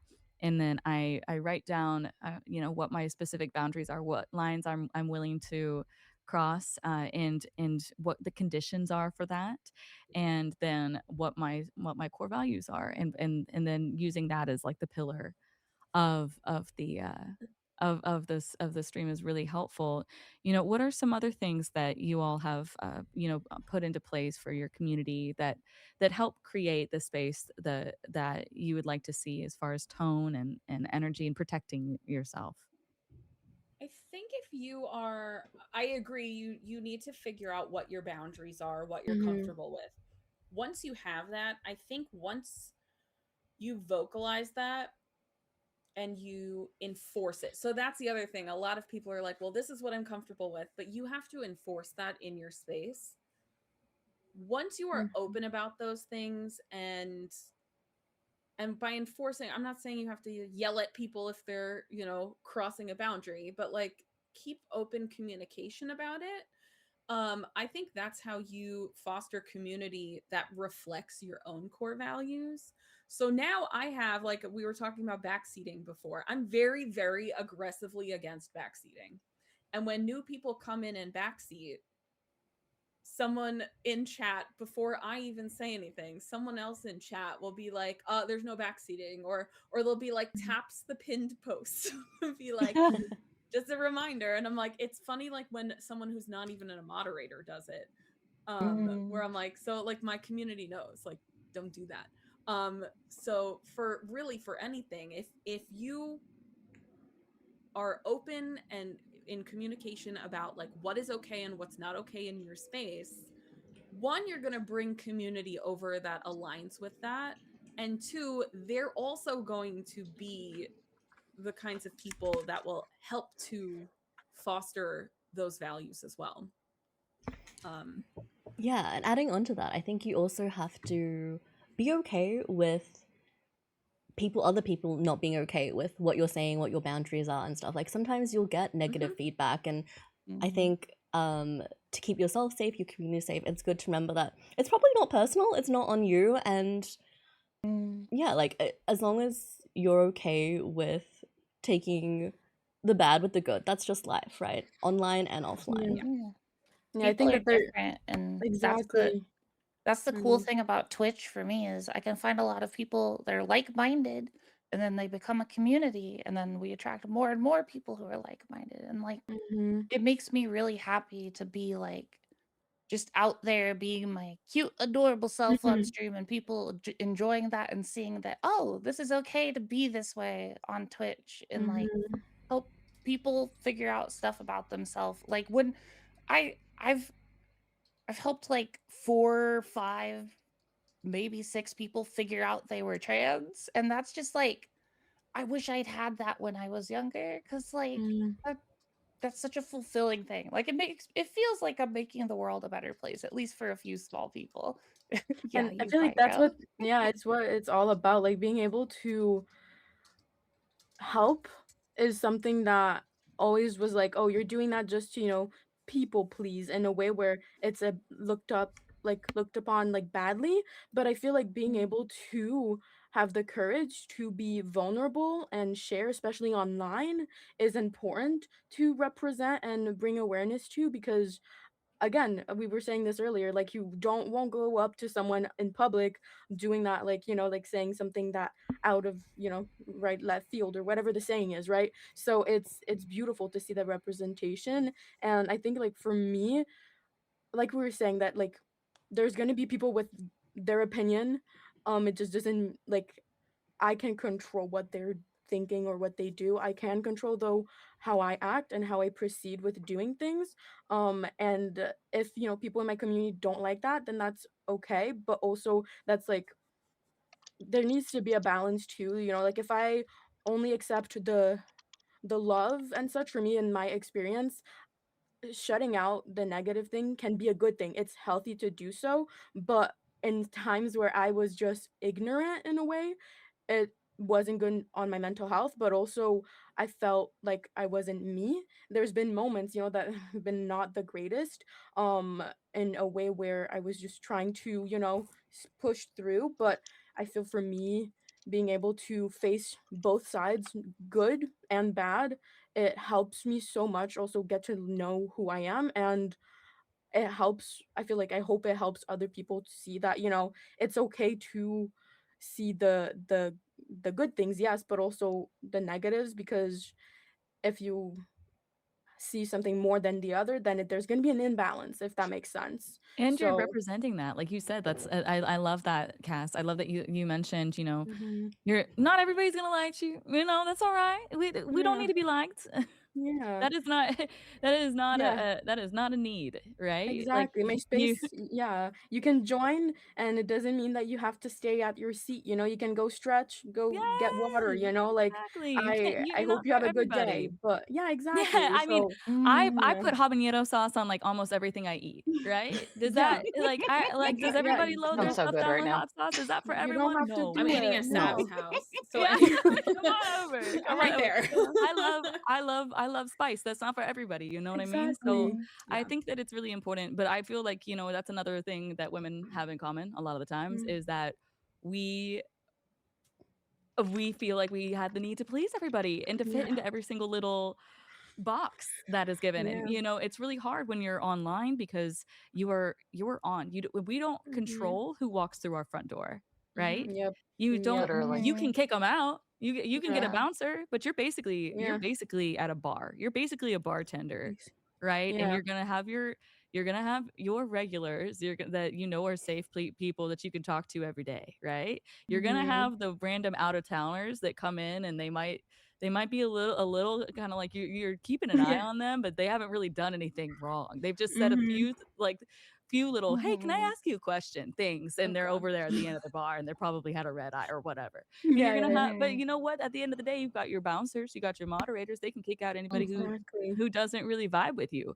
And even though we have that fear whenever you can't control who comes in, you do get to control who goes out. And I feel like having Yeah. that, having those boundaries, knowing what you're comfortable with, writing those down, like those are all such great things to say, especially in protecting yourself in this space is really, really important. Before we move on, you know, to not only how people are treated, but how they're seen. I would love to know like what like from each person, and we can go around. Maybe we can learn about like discussing because Cass brought up such a wonderful point about, you know, people see what we do. They see how we react to things, they see how we're treated.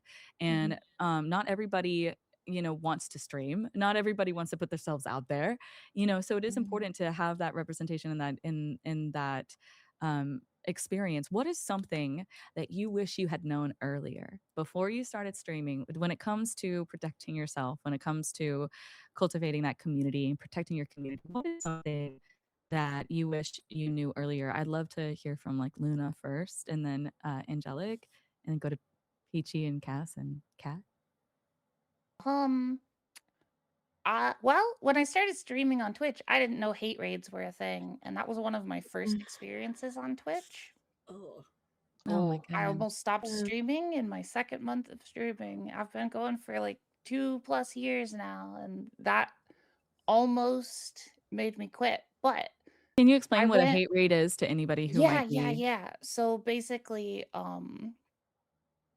a bunch of bot accounts with horrible, awful names started following me. And at the time, I had public follows, and it would do a text to speech thing for the name of the person that Mm. followed, which I do anonymous follows now. Uh, and they would have horrible names, like telling me basically to end my life. Um, oh my God. and it was like 400 all queued up in a row. I would like to, I want to And hug you. thanks.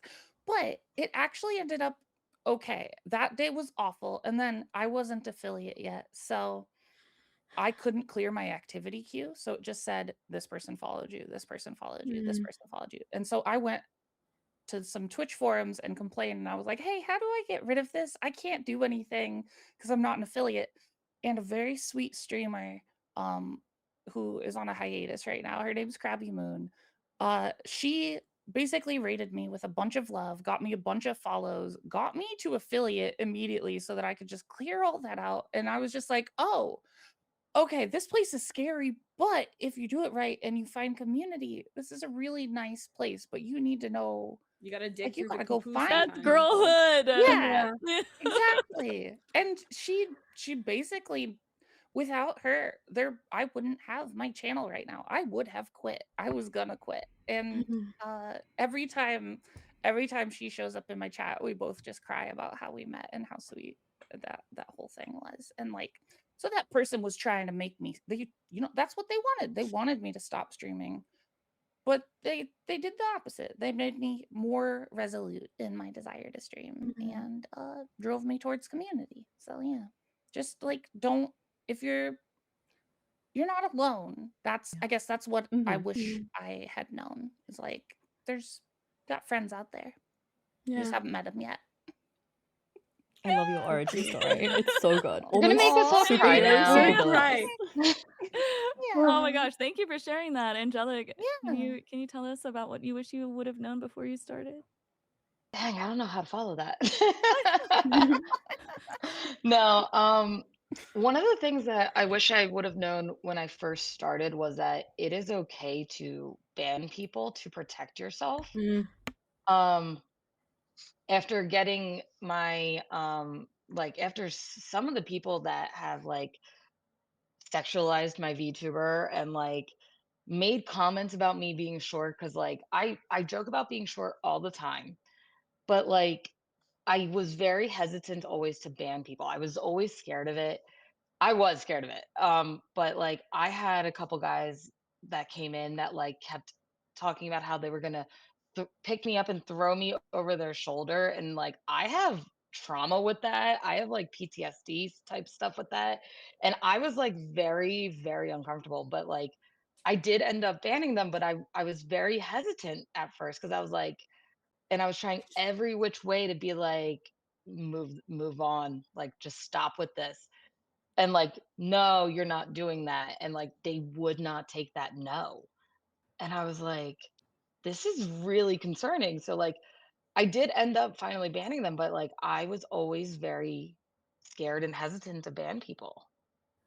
That is so true, and I always like to say that a uh, a a band viewer, like the right viewers, are so much better than more viewers, right? You know, Yeah. you having Mhm. it doesn't matter if keeping that person that makes you feel uncomfortable around because you want to bolster the numbers or anything is not worth it. You're not No. cultivating a community.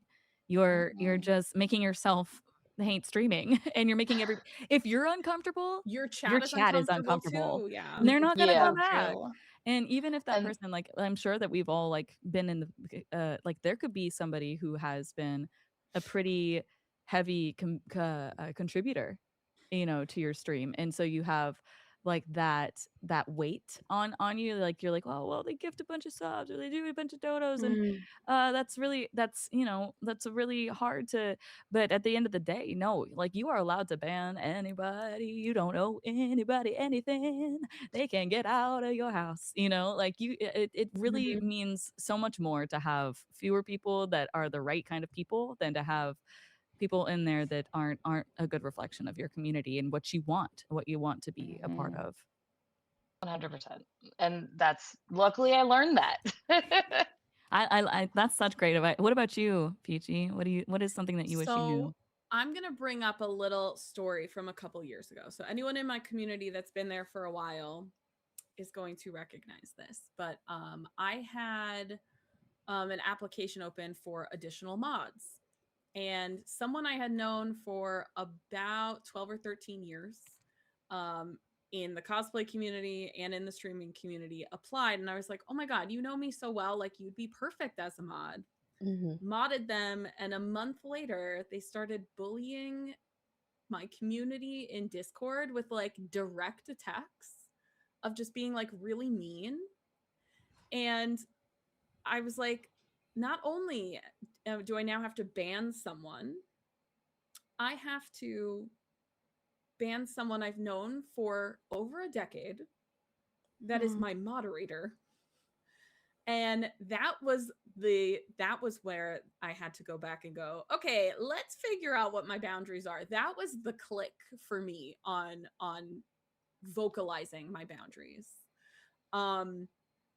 So once I started doing that, I found my community to be a lot more positive when I was like, hey, and again, I don't ban people like immediately. That was an immediate ban. I was like, I'm not even talking to you. I can't even believe this is happening. So that was like an immediate ban. But, you know, if someone says something that I'm not, it's hard to read. Like, I'm reading a chat. I can't always read your tone. So a lot of times I'll like ask, it's also the neurodivergent in me where I'm like, I don't know if I get this. I might be reading this wrong.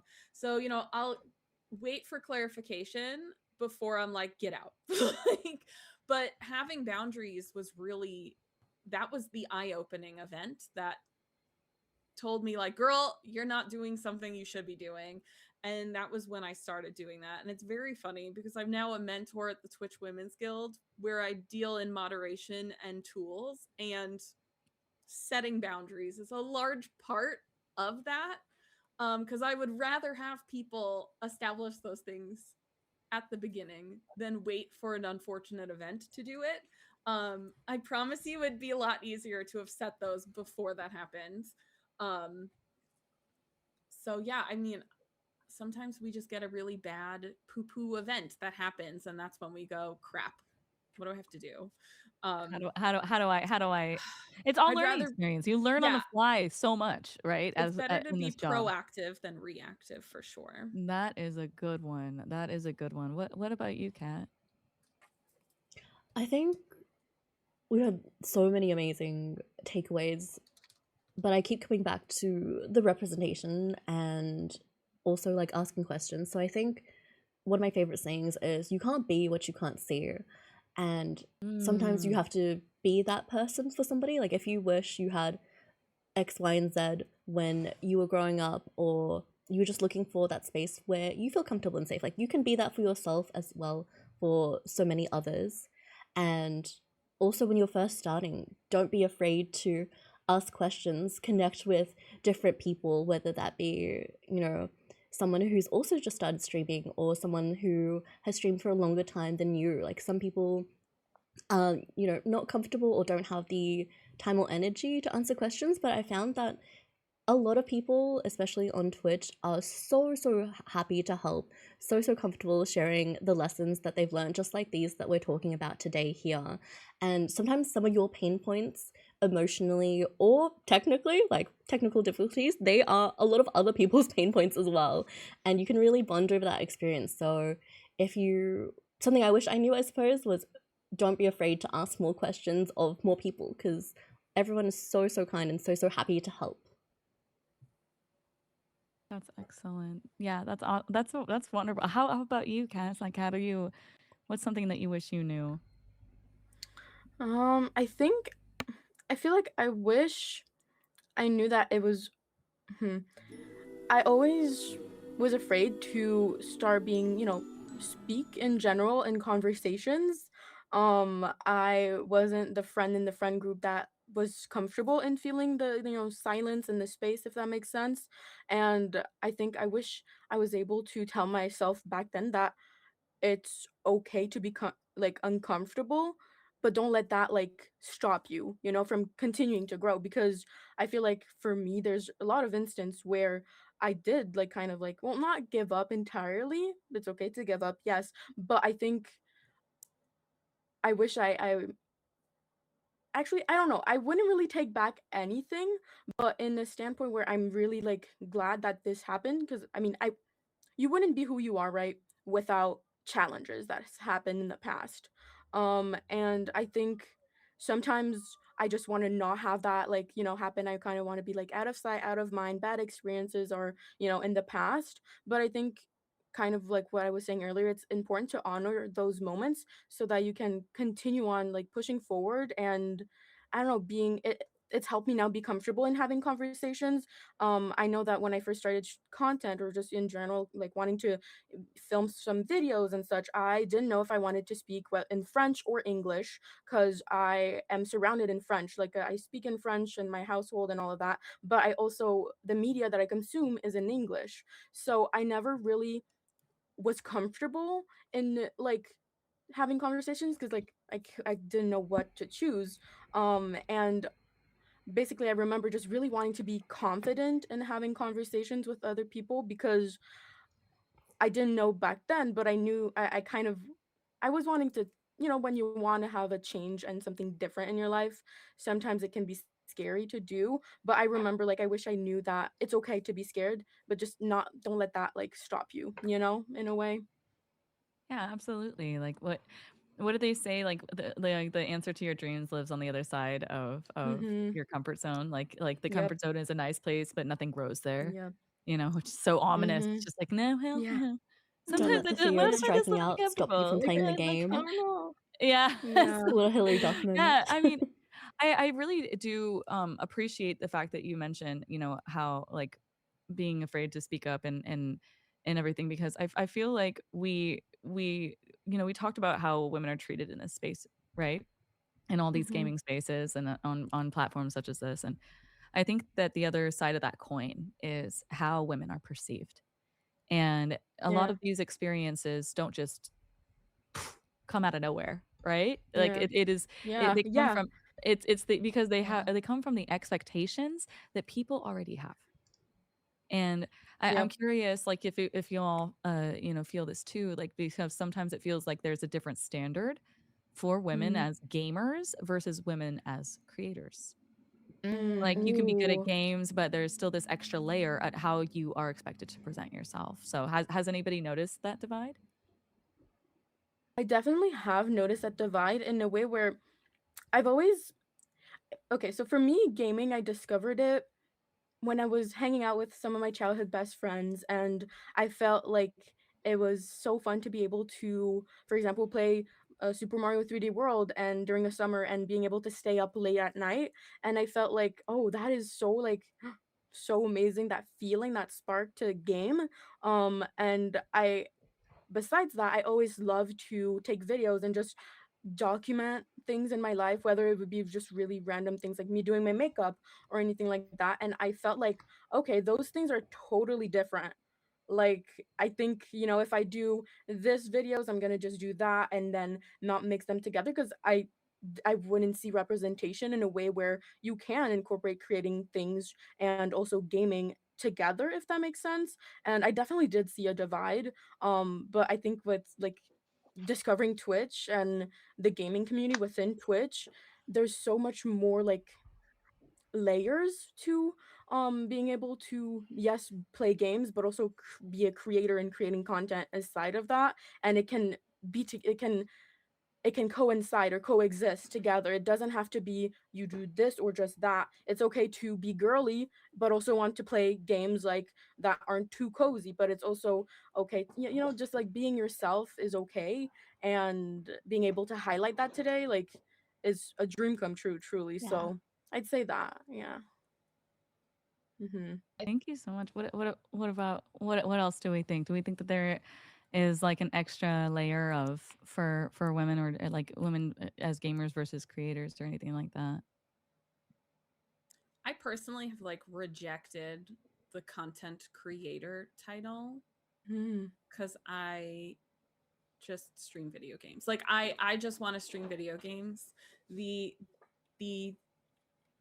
push that I need to create content outside of my minimal free time to play video games on stream is it's too much. I honestly like so I've just rejected that entire segment completely.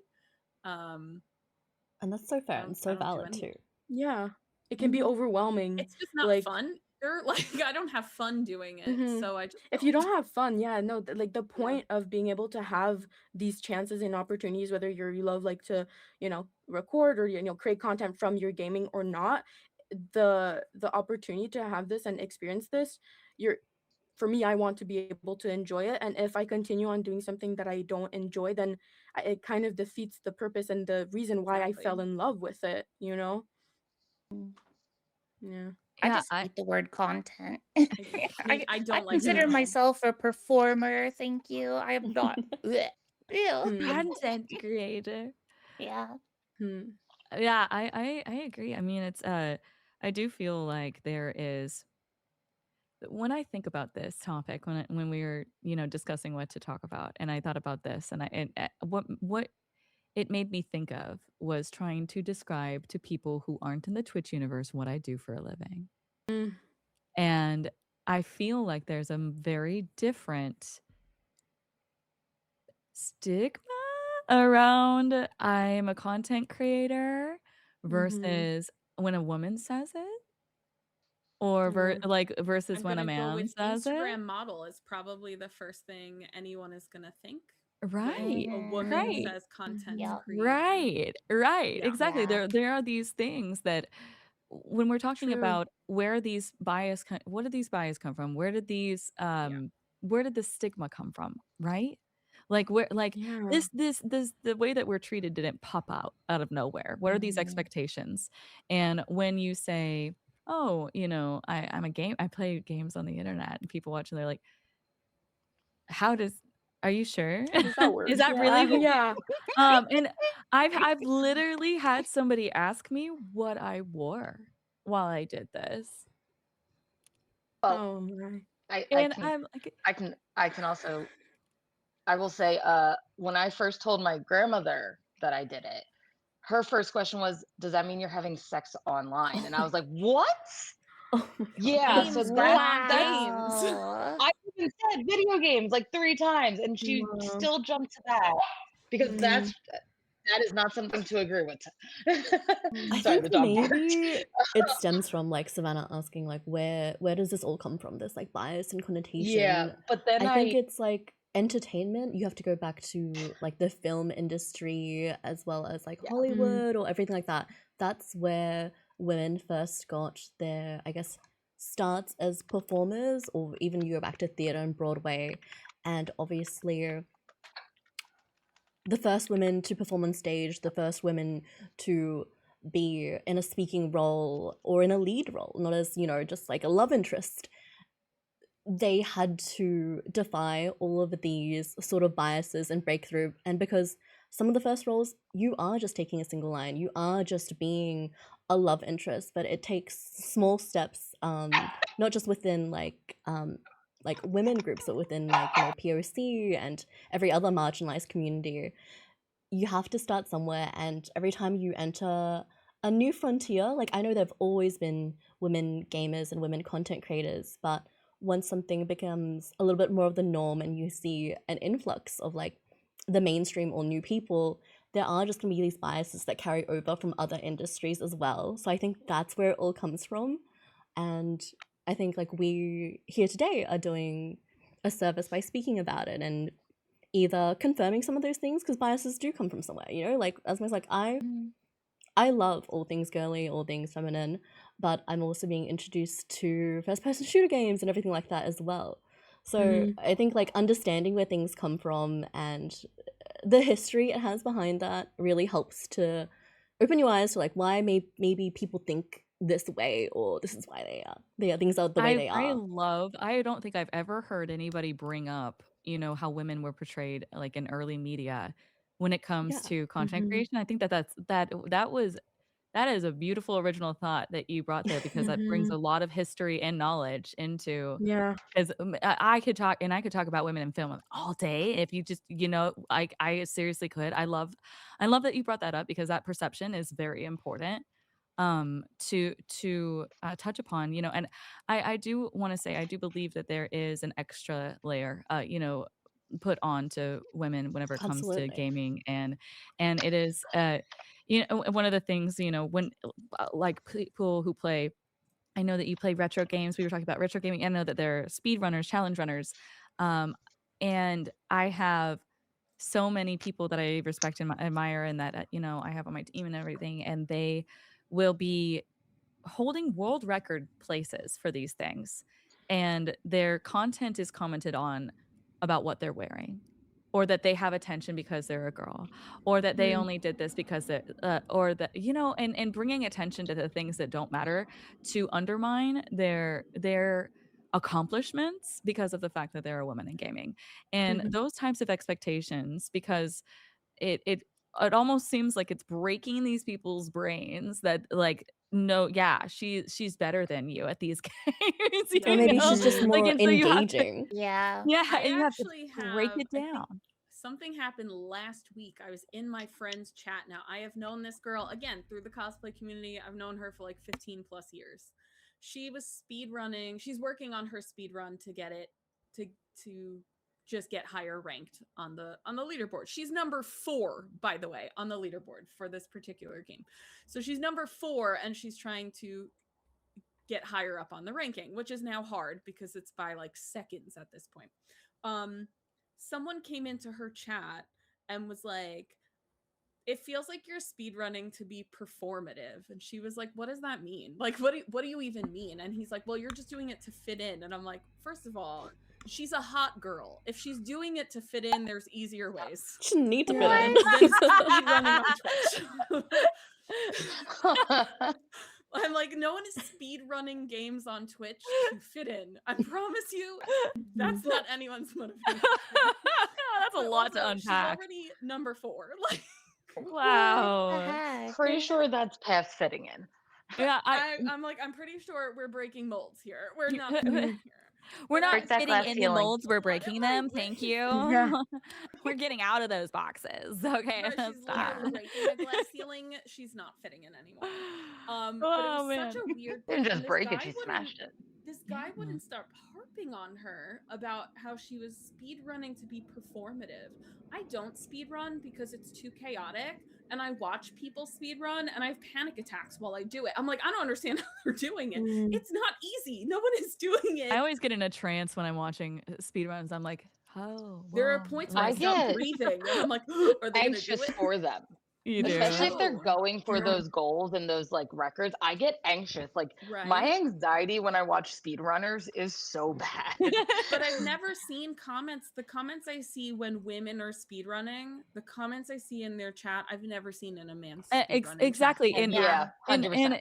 and Jack's saying, like, I hate the idea of, due to being a woman, created so many extra layers of things to worry about, not being recognized the way you should for your achievements. That's so true. Like, you know, you get one of the reasons why I founded Guidance of Grace is because I looked at all of these people that were getting shout outs in like gaming online publications for doing things for the first time, and I'm like, where is the acknowledgement for these women who are doing these things, like beating Elden Ring with like your voice for the first time? Like, Or why is level that 1 speed running Elden Ring, which I've seen multiple times. why is this by not women. everywhere? Like, why aren't we being hello, hi? You know what I mean? Like where's the representation here?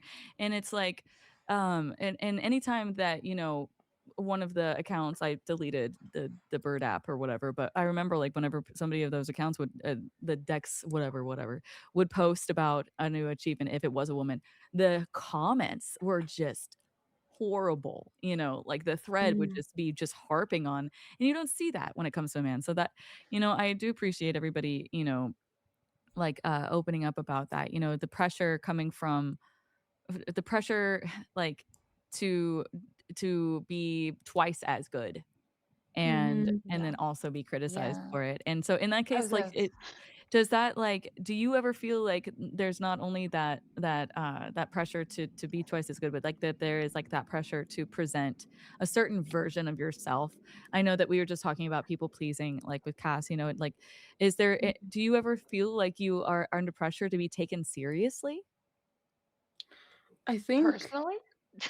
yeah. Well, you can go. No, I was gonna let you go. That's why I Oh, stopped. thank you. Okay.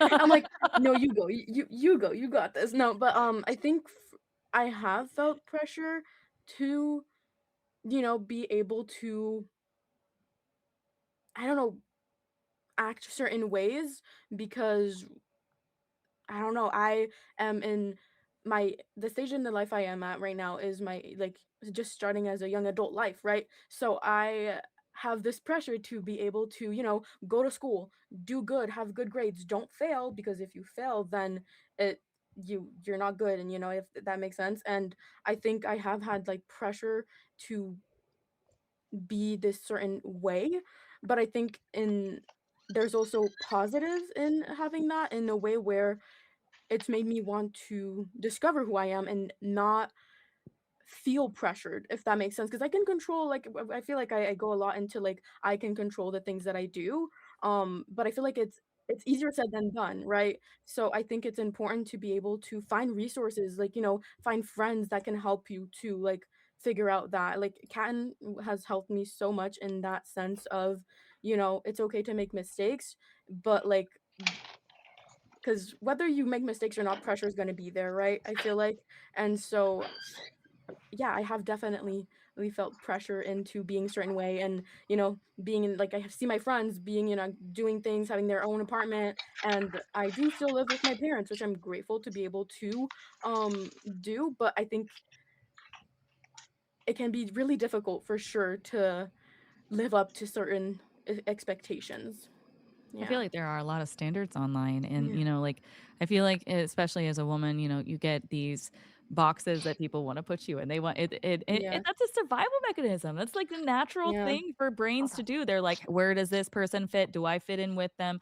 And, like, Luna, do you ever feel like there are boxes that people have tried to put, women in gaming in? Oh, 100%. And like uh one of my chatters, Lena, said earlier, even in like the speedrunning scene, which organizationally, like GDQ is one of the most supportive groups of like women and queer people, and still like the whole speedrunning scene, like there's still a lot of, just biases in there. And Mm. like I considered becoming a speedrunner, and then like the main factor for not doing that is being a woman in the space and just like all the things that entails. And like I, I decided not to. Like Mhm. just I don't know. It's like just there's so much extra to think about. It's the mental load thing again. Yeah. Just every single decision that we make is just like there's all these other factors. Like how are people going to interpret this? Or are Yeah. they going to think this because of this? Like I don't know. In Sorry, the in the I forgot the original question. No, no, no, you're just talking about being in boxes, and I think that it is important for you to speak on the things that you are worried about trying because Mhm. of bias and thing. I think that it's important for us to bring that to light and to always touch on that, because it does point out the severity.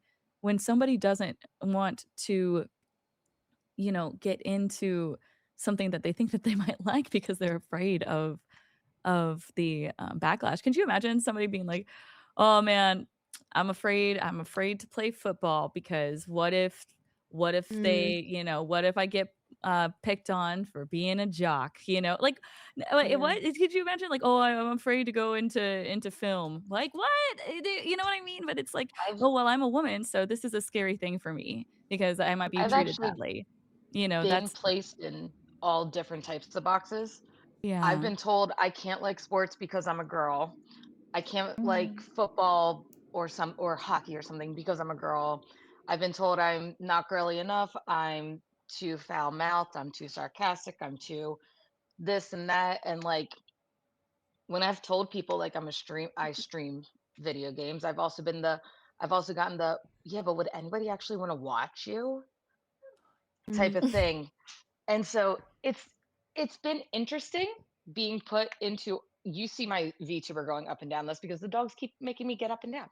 Um, but it's been interesting being fit into all these different boxes and like basically being told I'm not girly enough or I'm being too emotional as a person. And I'm like, Mm. can I just be me? Mm. You're reminding me of America Ferrera's, speech in the Barbie movie. Oh, the part that made me Right, cry for like yeah. 4 That Oh minutes my one, and god, straight. yes. she's like, You're too sad, you're too skinny, you're too emotional, you're too serious."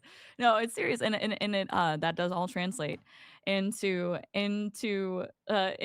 gaming, into being a woman in gaming. And speaking of these things, of these role models, of these pop references, and of these boxes, and being girly, and being this and being that, Kat, you mentioned earlier, and I think this is a really interesting angle, like when you think about these earlier online spaces that were like defined by super graphics, we were talking about glitter, you could have had word art, maybe you were playing Paramore in the background, right? You had like all these different ways.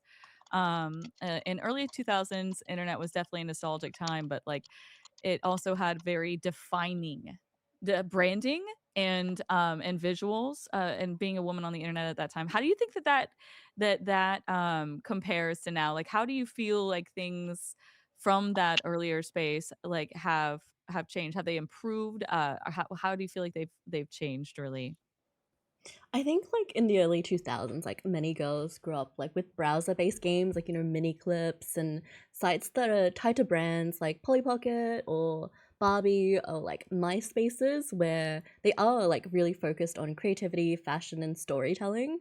Today, those kind of like dedicated spaces for girl game spaces are like much less visible, and I kind of miss them. I'm like, where are my mini clips games? Where can I just play a whole bunch of different games and get sucked into a whole world as well as like a whole brand? I'm gonna throw that like back to you guys because I'm like, I don't know where they are, guys. What have you guys seen? How have you seen it? I can like tell you evolve? where they are, actually. Where are they? So for anyone who doesn't know, I'm old. I'm gonna be 40 this year. So I've been playing video games my entire life. I've been playing video games since the late 80s, and they've always been here. And for some reason, marketing has hidden them. Video games in the 80s and 90s were always marketed towards multi-gendered families. Mm. And there's this weird switch, Xbox, that started making games for boys, and then games were for boys. Games were never marketed for just boys at the beginning. Like, it was always a family thing. It was always mixed gendered children in a cluster playing games together and advertising. And then Xbox decided this is going to be a bro dude space only, and then that is where it erupted, was like the late 90s, early 2000s, where we were just hyper vigilant on testosterone poisoning and making boys be gamers. And it's super weird to see the history of how marketing just completely changed. Because I play retro games, and because I play first playthroughs of retro games, I do occasionally get people coming in and going like, oh, it's a girl finding old games. And I'm like, listen, I've been here forever. I've probably been playing video games since before you were born. But like, also my dad was a speedrunner in the 80s. But like, so like my parents played video games. So it's very weird because I feel like we're only starting to come back in like the last 5 to 10 years, realizing women play games. Like, we've been here forever. This is not a new wave. It's just like the way big corporations have marketed it as like, oh, girls can play video games now too. And I'm like, excuse me, I've been in the trenches since the NES. Thank you. Actually, like, Twitch is a big reason it's coming back too. I think so too. I think having it more between YouTube, Twitch, having like a space where women can make themselves present, because if we don't get the opportunity, we have to make the opportunity. So I think having women present in these spaces Build that table for real. Who's glass ceiling? I'm making it, and it's underneath me. But like, I think having these spaces where we can push these things is making it more known that women game, not that women are new to gaming. It's just that we've been here behind the scenes fighting with the controller with our siblings since the before times. Like, it's just this weird marketing ploy that had this very weird change in like around the year 2000. That is such a great history lesson. You know, I appreciate the intelligence and the perspectives. Right, chat? Isn't it amazing to hear from each and every person on this panel? Everybody is so well read, insightful, and willing to share their experiences. So can we get some big love in the chat? We are coming up on our, this is our final hour. Yes. We are in our final We're hour. in our final hour. We got like 50 It's left. our final hour. I was just about to do that. So I would like to do a quick check-in with our lovely panelists here to see if anybody would like to take a short bio break. Anybody would like to take Yes, 5 really quick? please. Okay, fantastic. Yes, So let's do that, chat. We are going to run and we're going to take 5. Don't go anywhere at all. Make sure if you would like to help us amplify this program, what you can do is share on your own socials. If we have anything that has been shared, you know, you can like, retweet, whatever it might be, reshare. All of those things are completely free ways to support and uplift and amplify the marginalized voices on this platform. The more you get it out there, the more people can see it, the more people get inspired by it. So we are going to take a quick 5. We will be back at about 15 after the hour, and we'll wrap up with some more topics for you guys, including a Q&A session. So thank you so much. One more quick thing. If you want to join the Twitch Women's Guild that we're part of, !TWG to go apply if you're a streamer. Join us. Join. And don't forget to check out all the wonderful women with us here today as well, friends. Absolutely. Go follow everyone. We will be right back. We'll be back. Bye-bye. Okay, is everyone off? I went to a BRB.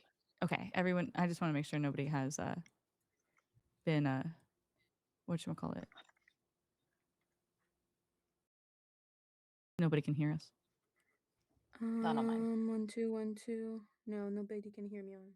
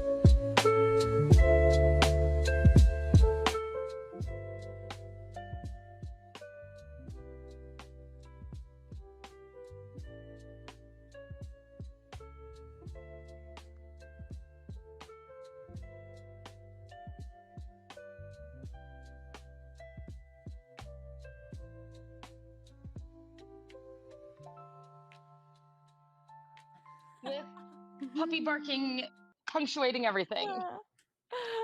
We're back, We're everybody. back. Hi. Welcome Hello, back, We're hello. back. friends. How was your Time to- break? Did you eat any snacks? I wish we had some I snacks. wish. Didn't get a So what about you snack. guys? I Did you didn't guys get get a snack. anything? I refreshed my drink No. and I pet my cats. I love that. Mm. I'm just now retouching up. I keep getting barked at. Good idea. It's just a day in the life of a woman. They want to chat Welcome too. in, getting Yeah. barked at, Cass. touching up, you know. Cass, not to be weird, but can Yes. you at me in Discord of whatever shimmery glittery thing you have on your cheek? Because Oh, like I it. will. Oh yeah, No, same. because I've gotten so many questions too, so Sugary, don't worry, not glittery weird at thing. all. What I love is that. fairy magic? So like shimmery Could you and like could you I could you love DM that to me too? like you look Of like a course. fairy. So you just put it in the Discord and where Yeah. like just Yeah, let put it in all the of us Discord know, chat. will. you That's know. so good. Yeah, I'd be okay with that. No like Really- girl boss gatekeeping over here. Okay. We Never. want- I we was want the also fairy gonna Right, ask yeah. Sav to DM the lipstick that the lip Oh, I stuff got that she Everyone- uses. you. We yeah, will all everyone put share it. your It's lips. mold fairy.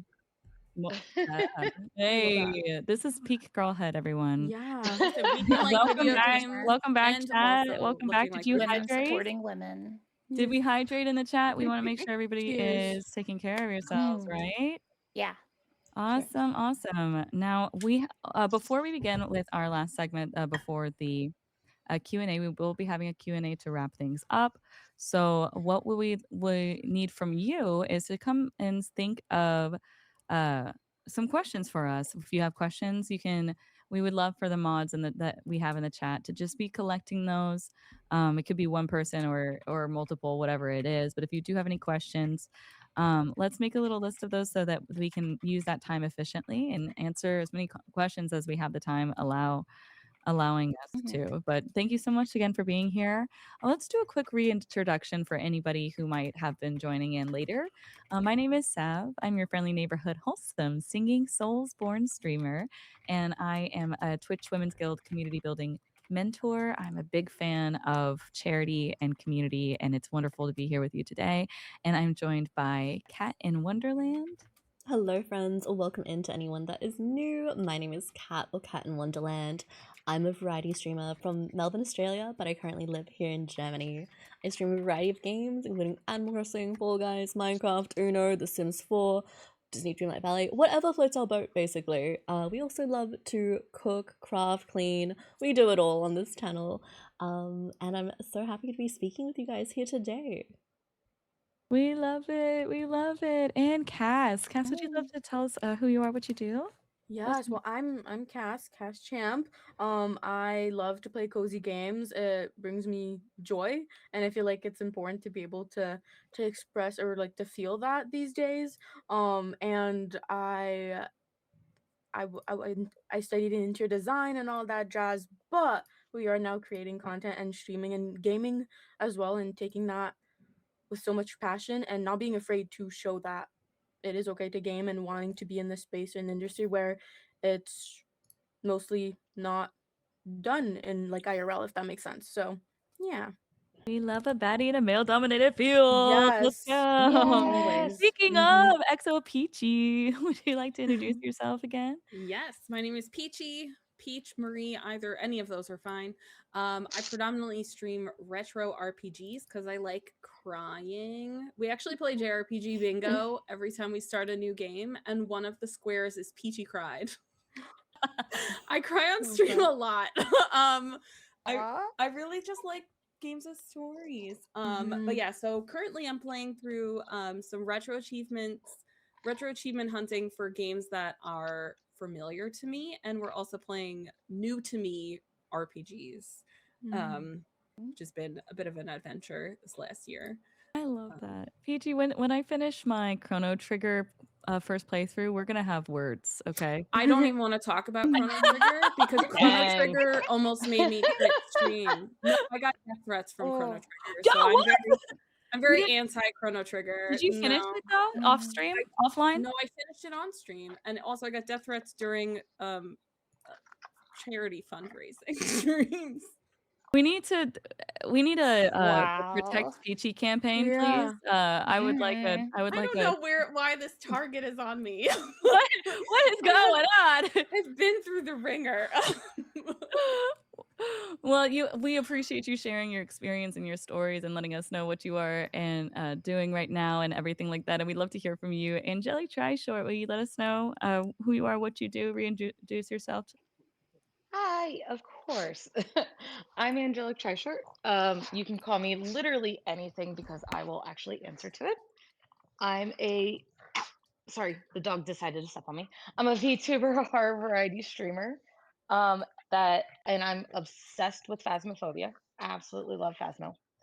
But I'm also doing a first playthrough of Subnautica Below Zero, and deep water is a big fear of mine. So it's been fun.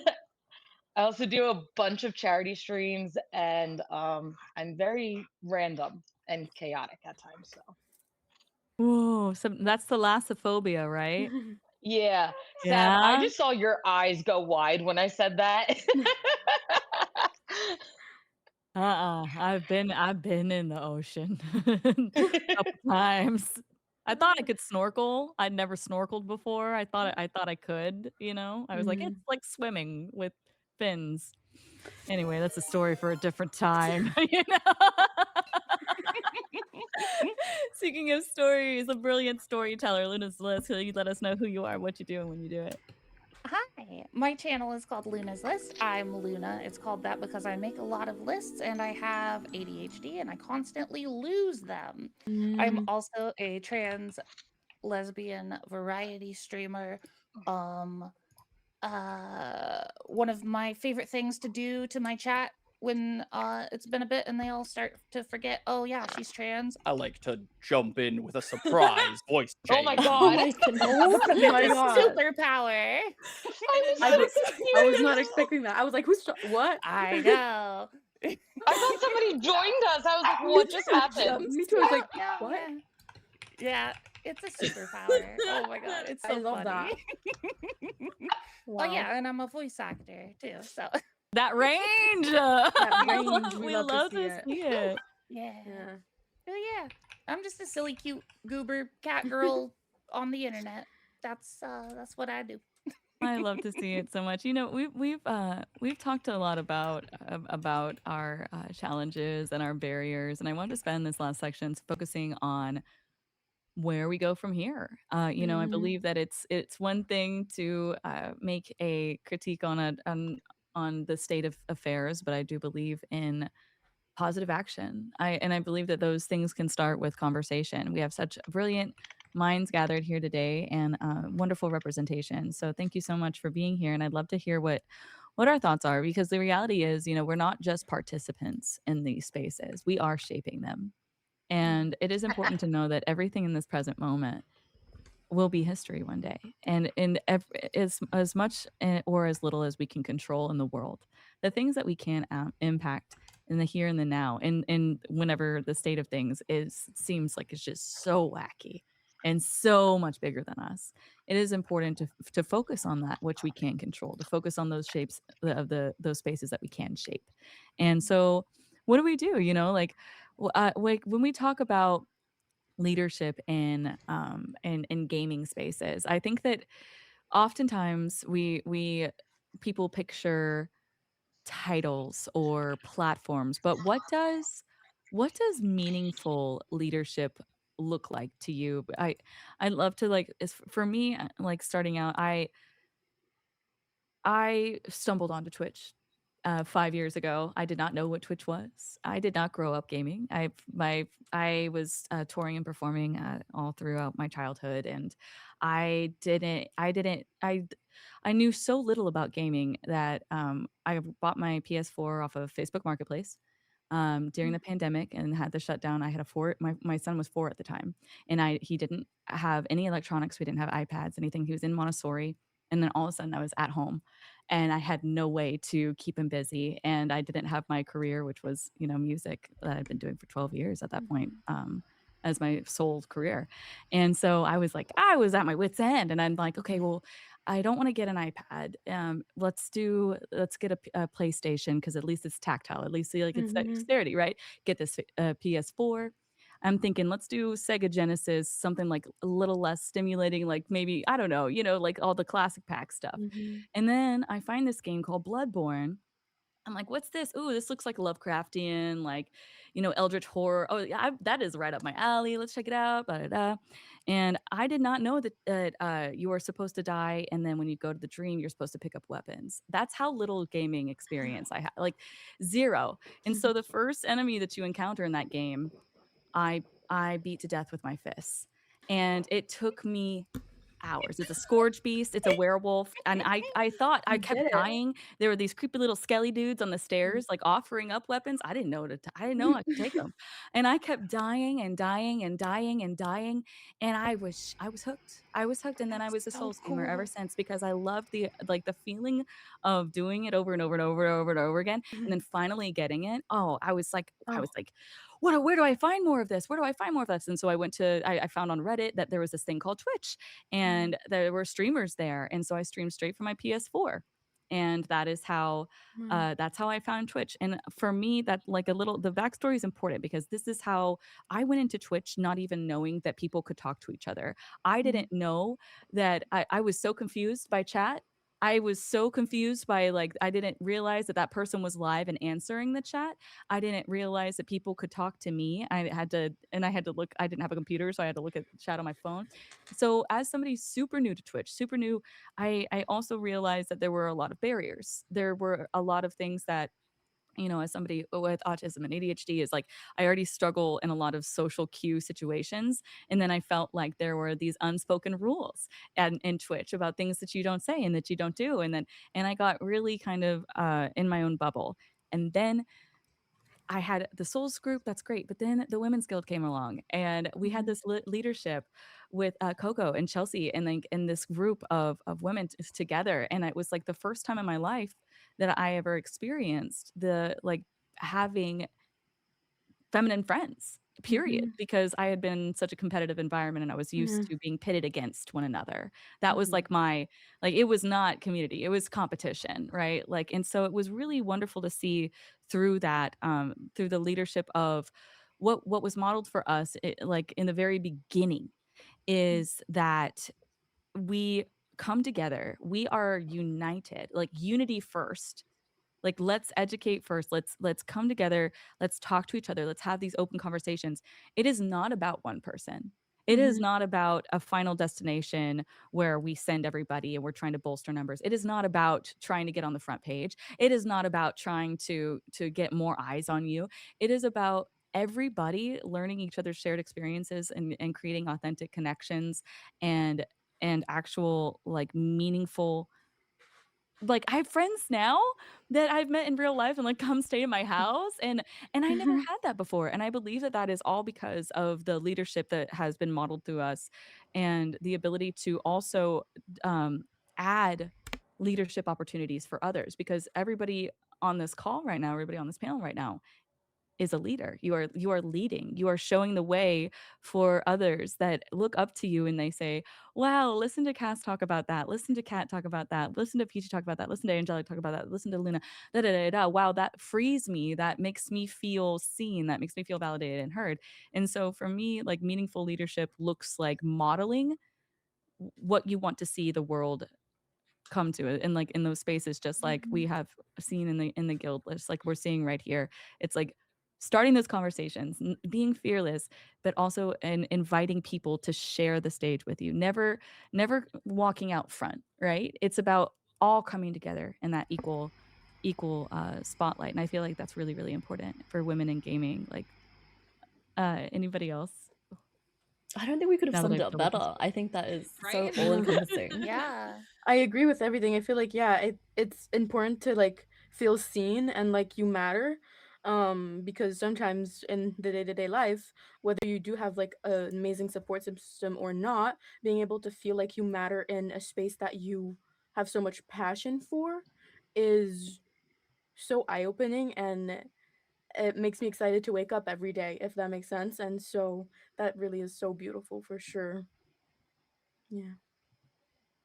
I'm still stun locked by the fact that you beat the first enemy with your Bloodborne. A werewolf, right? Not The like the Scourge Beast, okay. yeah, and Sefka's Clinic, yeah. No, Yeah. it was a learning experience. Put perfectly, truthfully. Like it's like, and like also being able to like, I don't know, like I love having conversation and actual conversations and not shying away from certain topics. And that was not natural to me before hopping on Twitch or doing this. And so it's so refreshing and beautiful to see that as well. So yeah. I agree. Has Mhm. has anybody seen, I'd love to hear from y'all, like Peachy Cat, like what have you, as far as like leadership in the gaming spaces, like have you really seen like any examples of leadership that stood out to you, that of women in gaming? I mean, for me, I've changed my content around quite a bit since I started. My start in streaming is like fake. It's like not real. I used to stream directly from my PS4 to show my brother video games I thought he would like to see, not to be a streamer. Like, my brother's 10 years younger than me. So I was, after I was already post college, playing like Final Fantasy 15, and I was like, oh, my brother would love this game. So I was like, I'm gonna stream it on Twitch so he can watch it because we're 100 miles away from each other. And I'd be like, go to this link so you could see this. I want to show you this game. And like that's how I started streaming. I got affiliate that way. Wow. And then I stopped. I didn't stream for a year after I got affiliate because I was like, what is this? Like, I was like, I didn't want to do that. And then when I started streaming intentionally, I was streaming a lot of recent games, like brand new games. And while I love modern games and I actively play them off stream, they were burning me out on stream. And it wasn't until I joined the Women's Guild in 2023 that I found like a retro community. And I was like, I've always wanted to play retro games on stream, but I didn't know how. And 2 or 3 women there were like, this is what you do, this is what you buy, this is how you set it up. And I was like, when I asked this like 2 years ago on like a Reddit forum, so I already went into hell asking questions, but I was like, how do I do this? They were like, women shouldn't play games. And I'm like, oh, okay. Like, I guess I won't then. So it was so interesting to like come into the Women's Guild and find people so readily available to just offer help. I think I even said, I was like, oh, I'd love to stream retro games, but I don't know how. I didn't even ask anyone for help. They were like, this is where you do. Here's the links. Here's this. This is what you buy. And I was like, I've never had helpful people before. What is this? Like the retro community is very polarizing where some people are so awesome, but a lot of them are really just genuinely terrible. So I was like, it's amazing that this is what I was met with. And seeing the content that those people create and how they run their streams and they're streaming retro stuff, that was it, like rewired my brain on like, oh my God, I can play games that don't burn me out. I don't know what it is too. Like I don't know why modern games, they're so tiring for stream, but I'll actively Like play them off stream. overstimulating and like a It lot might of be like, that. I like my yeah. little pixel babies. Yeah. Yeah. And you saw this. You are in this community, and everyone check out Command TWG if you want to check out more about the Unity Guilds. But you're in this community where you're finding people, right? And then you said like that example for leadership for you was not only being able to see what people were doing and get inspired by that and say, I want to do this too, but getting Encouragement the to help do it. when you want it, when getting the help that you're getting this help and you're like, whoa, I didn't even have to ask for this, and I'm already being uplifted. And I feel like that's just leadership. That's a beautiful example of women in gaming leadership, the way that you want to see everybody succeed, because when one of us succeeds, we all succeed. When you see a woman winning, you're like, yes, let's go team. I love seeing people reach goals. Yeah. And I'm like, I don't even know, like there's so many people in the guild. I don't talk to every single person, but I'll see like someone I've never interacted with get like a really cool accomplishment, and I'm like, that's so cool. And I'm like, I'm excited for you. And I'm like, we don't even know each other. I'm just like excited to see women winning. Yes, Yes. I I love actually that. specifically want to shout you out, Sav. As like you made us this whole outline. You kind Yes. of took on a leadership role for this discussion in a Sure. way. And like, sorry not to put you on the spot, but thank you Yeah. so much. You did so great. Like You Oh man. truly. this is my first time doing something like this, and I was overwhelmed, and you just like made it so easy. No, You really did. no, Yes, you no, did. no, Yes, you no. did. Listen, Don't you no, fight that me. don't listen to her. No, you shall not perceive. No, it's okay. No, Mhm. everybody has really. Y'all have all. Sorry, microphone. Um, y'all have all done so much. You know, we've like from the layout to the names. We have had everybody's contributed. You know, something here. Thank you for saying that. That was very nice. But you know, it is really fun to do these things because we do get to Mhm. all work together. You know, Yes. Yeah. and uplift each other. I get really excited about that stuff. This Mm. is like one of my favorite things to do. Like, Mhm. Yeah, it's I actually just worry about if I'm over enthusiastic oh, because I love no. stuff like this. I really do because I feel like it's, you know, as somebody who's been on stage like my whole life, Mhm. I do understand the power of a platform. I understand the power of a voice. And I think that there's something so unbelievably powerful about women coming together and sharing their Yeah. experiences because it's literally it's magical. It is something that cannot be stopped, and once you do amplify that and you hear that and it gets louder and more present and more visible, Mhm. then that empowers the next person. You know, you never know who's coming through. You never know who's just tuning into the stream for a brief second, and then that's what they needed to hear is you know, a group of women that represent them, that Mhm. are voicing the things that they've had in their head. So Mhm. thank you for sharing your experiences and everything like that, because I feel like we have so much going for us. I feel like there has been Mhm. so much progress. I do. Like, you know, do you feel Mhm. like what do you there is still work to do, you know? Like we Yeah. have talked about progress, right? But like if you could point to one thing that still needs to change, right? Like, and I know that there is a lot, but we have to focus. We have to, right? We have to focus. We have to put on those which words, the X-Men that has the laser eyes and he's like Yeah. and Cyclops, he's Cyclops. Cyclops, yes. Okay. Yeah. You know how when he doesn't have his little visor, he just blows Mm, everything up. That's just what yeah. we have to do. We have to put the visor on because Yeah. we have so much Mm. power and we just have to Mhm. focus it. We have to put the visor on. We got to focus that power. And if you could pinpoint it, you know, to just pick one thing in the industry that in the gaming that needs to change, that's whether it's communities or in the industry, whether it's the platforms, like what would it be? And I would love to hear like an answer from each person. Okay. I have Uh, one right away. Yeah. If I'll go first.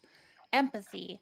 mhm. Understanding Oh, people that are Yes. different than you. And like we talked about this when we met up the other day, but like Twitch is such a helpful thing for that. Like, because you can meet people from all different kinds of backgrounds and you get to know them more as like a person when you're watching a streamer than just like a faceless name Mhm. in a chat. Like I Yeah. think especially because like the percentage of interactions we have that are face to face versus faceless and online now is gradually shifting farther and farther to anonymous, like people you don't know. It's harder to have empathy, and it's really important to have places that you can go where you can experience that empathy with someone who is not like you. And that's probably my favorite thing about Twitch. It's incredible. are we at the place where we have more interactions with other humans online than in person yet? Oh, I feel like absolutely. I we're think I kind of biased group for that question. Yeah. Mhm. Well, not us specifically, but like us Yes. as in like humans. Yeah. I I would think we say might be. I don't twice. know. Yeah. You I have was to just like consider the wondering. age because, like, my mom is not hanging Yeah, out. Well, outside of that's true. Facebook, my mom is not hanging out on the internet. But Mm. maybe like people, I'd say 45 and under, I would say it's about even. Especially Yeah. when you get into the neurodivergent subsect. As a Mhm. neurodivergent person, it's easier to find other neurodivergent people. I have a very hard time talking to neurotypical people. Oh my god, Um, yes. because I have to explain why I say things the way I say it. It's like tiring sometimes. So I find like for me it's just easier to find people that maybe think differently in the same way I think differently, where I don't have to explain my speech pattern or why I'm fidgety or this or that. Mhm. So I feel like that's another reason, like another subsect of people that are probably spending more time communicating with others online versus in person. Yeah. Mm-hmm. What about you, Angelic? What do you think? Do you think that like if there was one thing that we could change? I would have said empathy also, but um, also just being supportive, especially with women supporting women, because I get very tired of seeing so many women put each other down. Yeah. And Oh, not I in this see it, house. ow. I'm sorry, I just got hit by one of the pugs.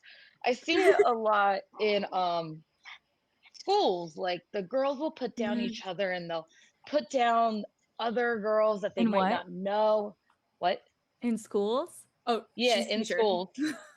I'm a Oh teacher, my gosh, sorry. I thought fish. Oh. I mean, yeah, schools of fish too. Schools of fish, yeah. I'm so Schools sorry. of fish are bullying each other. Stop. All the fish bully each other. Oh my gosh. Oh Thank my you for the God. context. I was like, no way. Like, what? Really? Dad, you just made my whole day. I'm not gonna lie. Oh, that's great. So I in was like, I have That's to school, going to be rewatch my Finding Nemo. quote. I missed that sorry. part. That's gonna be my quote on Blue Right. Sky and stuff. Schools of fish bully each other. Just I so everybody believe knows. it. We were just talking about the ocean earlier. Okay, hear me Fish out. are All That right. is not true. That is food. true. Yeah. No, So, but in but schools, Yeah. girls put down each other all the time. Like we're Mm-hmm. taught they to. are, We are raised to do yeah. Yep. that. Yeah. And like I try so hard to teach like accountability and like empathy, but I also try to really like do that whole uplifting each other, especially girls uplifting girls, because we already have enough going against us. We should be behind each other, not like Yes. fighting each other. Yeah, that's got to stop. There's no place. No place. Oh no, the clip. Stop. School What? girl. Oh, Oh my god, that just made my whole day. that was so bad. That is a memory that will take forever. I think uh, that that is so, like you were saying earlier, like this is like history. We're gonna be looking back at this and being like, "Oh, wait, these conversations, like we're only gonna have once, if that makes sense." And it's, I think that there's an importance in being present in doing things like this, because I know that for me, like time flies, right? And I think it's really beautiful to be able to, hone in on something and take the moment, like time to do so, when like in the fast pace of life, like it's so beautiful. So yeah. yeah, no, you're right. Like if you so on that note, Cass, like what do you think? What would you if you could change one thing? What would you change? I think I think a lot, actually. I overthink. But I think that I change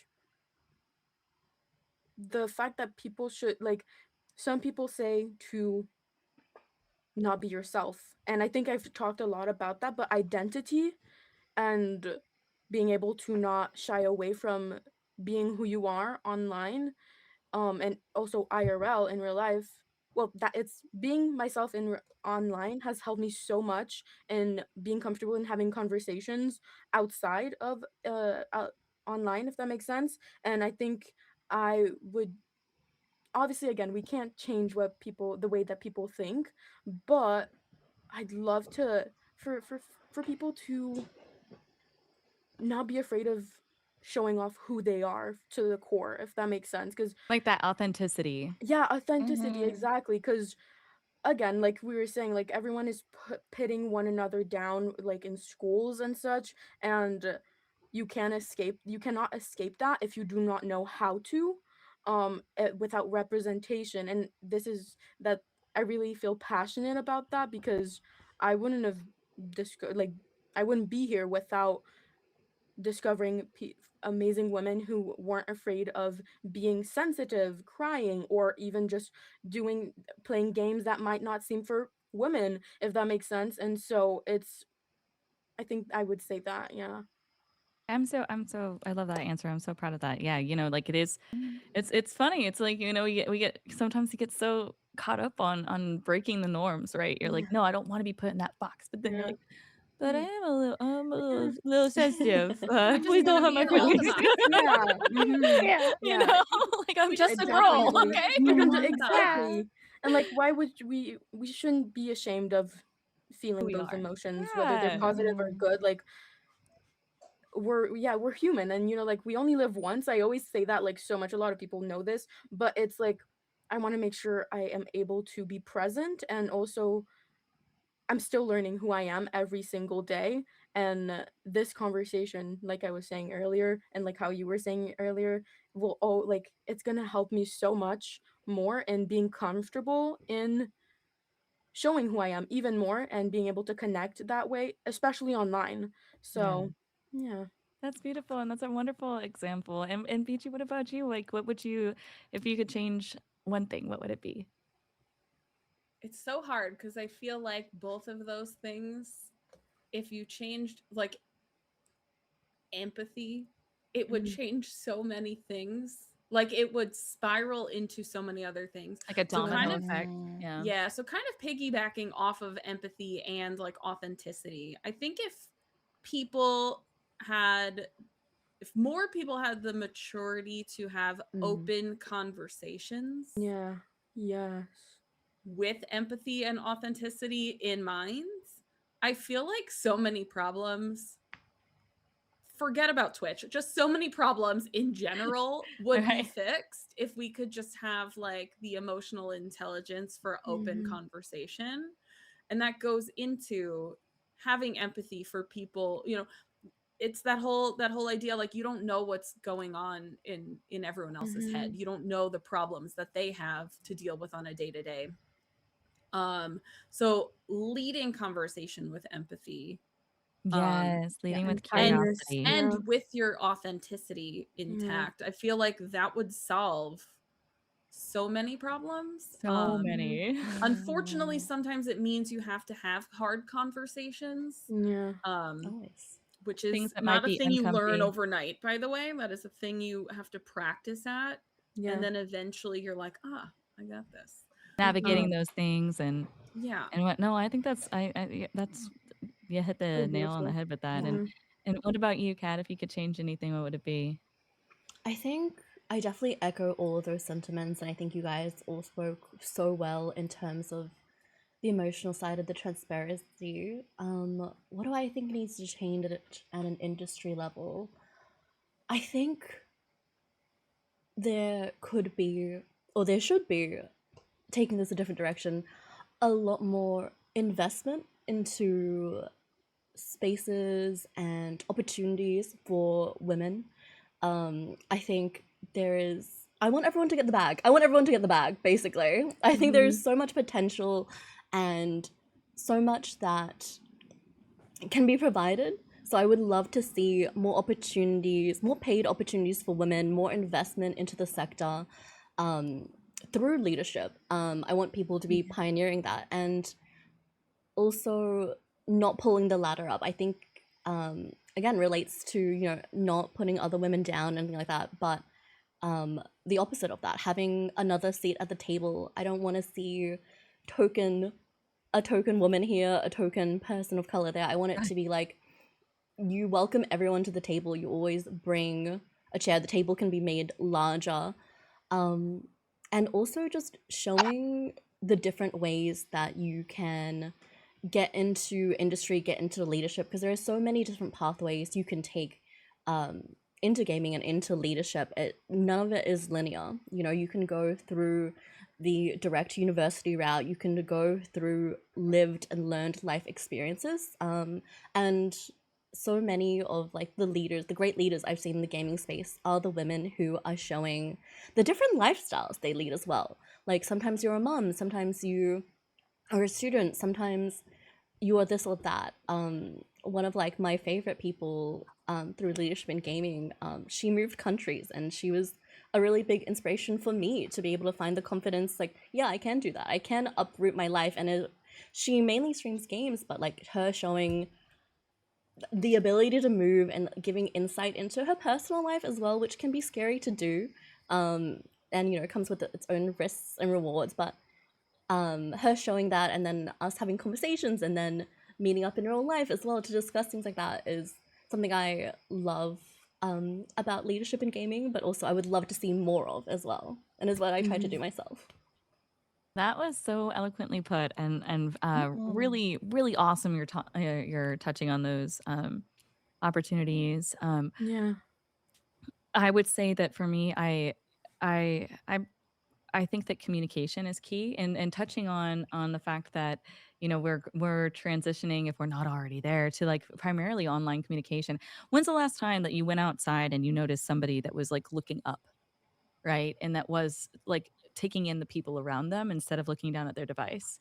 I feel like we're so disconnected even when we are in real life, and that that online communication is the way to connect with others. I feel so blessed to have been able to stumble upon Twitch and be able to like, because I have felt areas of such severe isolation and loneliness in my life that before Twitch, where I didn't even know how to connect with anyone. And so it's really wonderful to have this, but at that same time, what I believe I would change is it does come with its own nuances and its own challenges, and especially as we're talking about, there's so many spectrums as far as not only on the terms of like neurodivergence, but it's also of like economical, cultural background, Yeah. how somebody was raised, what opportunities they had. And so I believe that with communication, there should be, and I'm actually like writing a course. I wrote like a course called Effective Online Communication that I like did like little videos for that I'm going to be releasing in a couple months.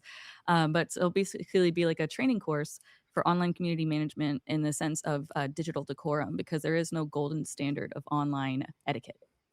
It's just the Wild West. And if that's great for you. But if you don't come from somewhere where you know what spoon like to eat the soup with, or what fork to eat the salad with, and there's that gap there because you don't know how to communicate online, you're behind. It's that starting point where somebody else has an advantage over you. And like maybe it could be anything from moderation to crafting an email. But yeah, so like that's something that I've been working on, that I feel like would be a good change, because it's something that I've struggled with a lot, in the past, is like finding out how to be online, how to type, how to to what Yeah. I like typing things out and deleting it and then typing it again Yep. and being like, should I add an exclamation point here? Does this sound over eager?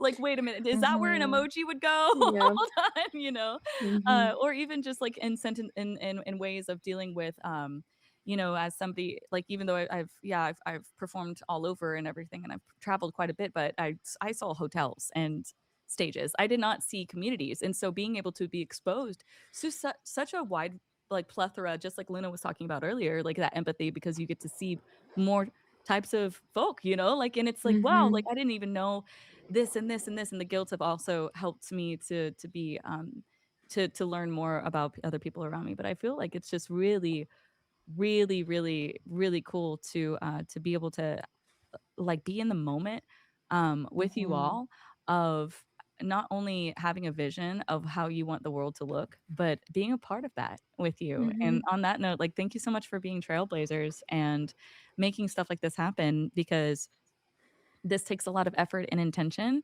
and bravery, and you've all been so uh, free with your thoughts and your hearts, and I appreciate you immensely for that. And I would love to now open it up to the Q&A if we have any questions. And with these questions, if we could limit it to one question per person, so no multiple questions from the same person, would be wonderful. And then also like let's try to keep it on the topic of women in gaming. Okay. I've got a list my moderators compiled. Wow, your let's hair is see. so Gorgeous. cute. Thank you. Every time I It's- look up, every time I This look is- at the screen, Luna's got different I hair. love I it. know. that's so This is my cotton candy form. It My hair reminds me looks of Sailor delicious. Moon. My love it. streams are magical girl streams. That's what I call them. I I love love that. it. We need that actually. A little sparkle of Oh, magic. Heidi Cakes wants to know the most emotional game Peachy has played or anyone. This is great. Ooh. And let's try to also for the sake of time and make sure everybody can answer, we'll keep our answers on this end to like 1 or 2 sentences as well. Okay. Mm. So I guess since it was directed at me directly, Ghost of Yote. I played Ghost of Tsushima right before Ghost of Yote launched, and then I played Ghost of Yote. It took me 62 hours to platinum in 5 days. I cried almost the entire game, like ugly sobbing. It's so beautiful and Aw. good. I love it so much. Everyone should play it. That's amazing. I feel like before we get the next question, I feel like Clear Obscure absolutely wrecked me within the first like 30 minutes. Expedition I'm playing it 33. right now. That prologue made me cry. Rude. Yeah, what? I didn't Hello. even play the game yet. Why am I crying? I've cried so much. I'm at like right before the final boss. I don't know what's gonna happen. I'm so ready to cry a bunch. It's so very beautiful. Thank you so much, Heidi Cakes, for your question, and thank you for all of your Yes. support that you've been like giving everyone in here. It's just lovely to see. We love to see the spirit. Do we have maybe we can have even more than one question posted at a time so that we can make sure we're not I don't know about y'all. I have a little bit of a delay on my I chat will too. say from oh wow. before. Oh, Oh, there, that one will work. I think this is a good question about playing on easier difficulties and how that feels as a woman and like the judgment in there if you decide to do that or need to do that or want to do that. Like the Oh, whole okay. conversation around Yeah. difficulty level in gaming is such a Yeah. nightmare to navigate. Okay, I just want to clarify with is it Lily's? Is that is Mhm. is That's the person the that question posted the says like question. my question is do you ever feel pressured when wanting to play games on and is this pressured not to play them on an easier mode or pressure to play them on an easier mode? I want to just like clarify Mhm. between those two.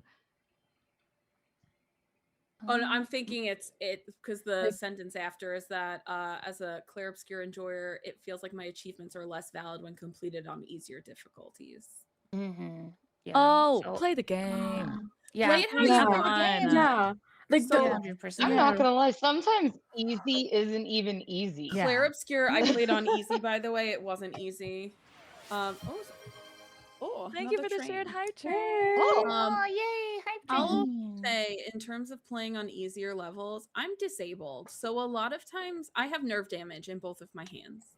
So a lot of times I physically cannot play a game on normal. It hurts my hands. It's also why I have to use alternate controllers for a lot of things. I don't play on mouse and keyboard because it hurts me. So like I use a PS5 controller for everything I possibly can because that's the one that hurts the least. Play however the hell you want to play a game. For me personally, I just enjoy people are out there having fun with games. I Yeah. literally do not care. I've had people come into my chat and go, I played this, or like it's always when I'm having a hard time with the boss. Someone will come in and go, I beat this on expert difficulty in 10 seconds. Oh my gosh, the Souls community. Well, it's not That is really the valid worst. unless you're doing it melee with That's with what I'm like. Well, my with a dead sword grandma only played this and from her blindfolded grave. and your Shut thumb up. behind your back. Yeah. You're like, Oh, Yeah. you used summons in Elden Oh, Ring? oh, You no. didn't really beat the game then. Yeah, so at that Whoopee. point, Sorry. I kind of feel like I hope your mom put a little, your certificate or like your PlayStation, platinum trophy is pinned to the fridge in your mom's kitchen because I don't care. Yeah, Like, remember, I would say whatever you want. just to answer that, just to wrap that one up. I just think that at the end of the day, nobody's gonna be happy with what you do. Yeah. Not everybody's gonna be happy with what you do. Really, nobody there's not. is. It's so you do what makes you happy. You do what you like. You play the game Yes. the way that you're gonna enjoy it the most. If you're a masochist If you like the hardest difficulty, do the hardest difficulty. If you want to play on easy mode, play on easy mode. At the end of the Yeah. day, especially whenever it comes to streaming, which might like maybe you're gaming and maybe you're streaming, but especially when it comes to streaming, people want to see you enjoy yourself, and that should include you deserve to enjoy yourself. Don't worry about what anybody else thinks. What is Definitely. the I have a question. Thank you so much for your Lilies for your question though. I have a question is who was y'all's biggest inspiration? Who's someone that spoke to your soul and you felt inspired to start doing gaming or other? Wow, thank you so much for the hype train. I would give this one let's give this one to Kat. Kat, you were talking about having inspiration before. Who is your biggest inspiration? Somebody that spoke to your soul and you felt inspired to start doing cool things. Oh, that's such a difficult question. There's so many like wonderful people across Twitch and across like other socials as well.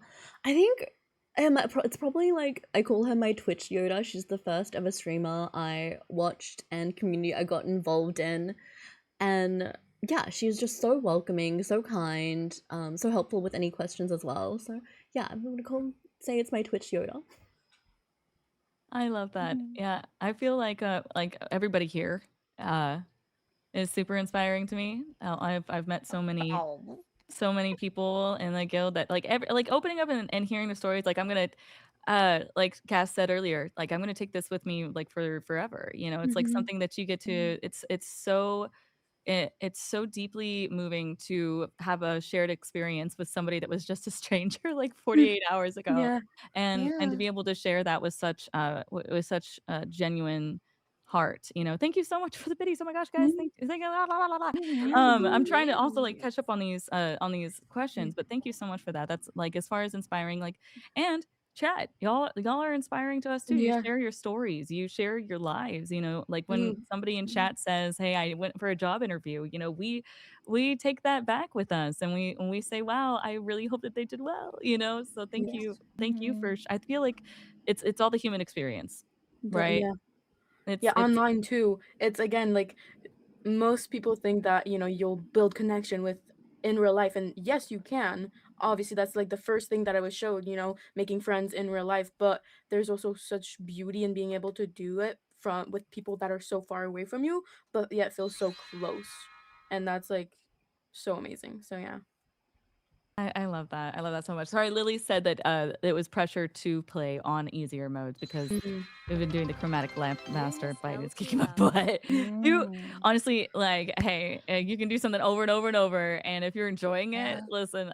Ask them how long it took me to get Radon because of the way that I wanted to do it. Yeah. The most important part of Sav's sentence is as long as you're having fun. As long as you're having fun. The most important part. 1000%. And then A Cakes asked, how has your experience on Twitch changed when you were on the Women's Guild? I'd love to hear from who is the newest guildie here? I just joined within the last year. I don't know. Yeah. Okay. I joined in the last year also. We're all new. Awesome.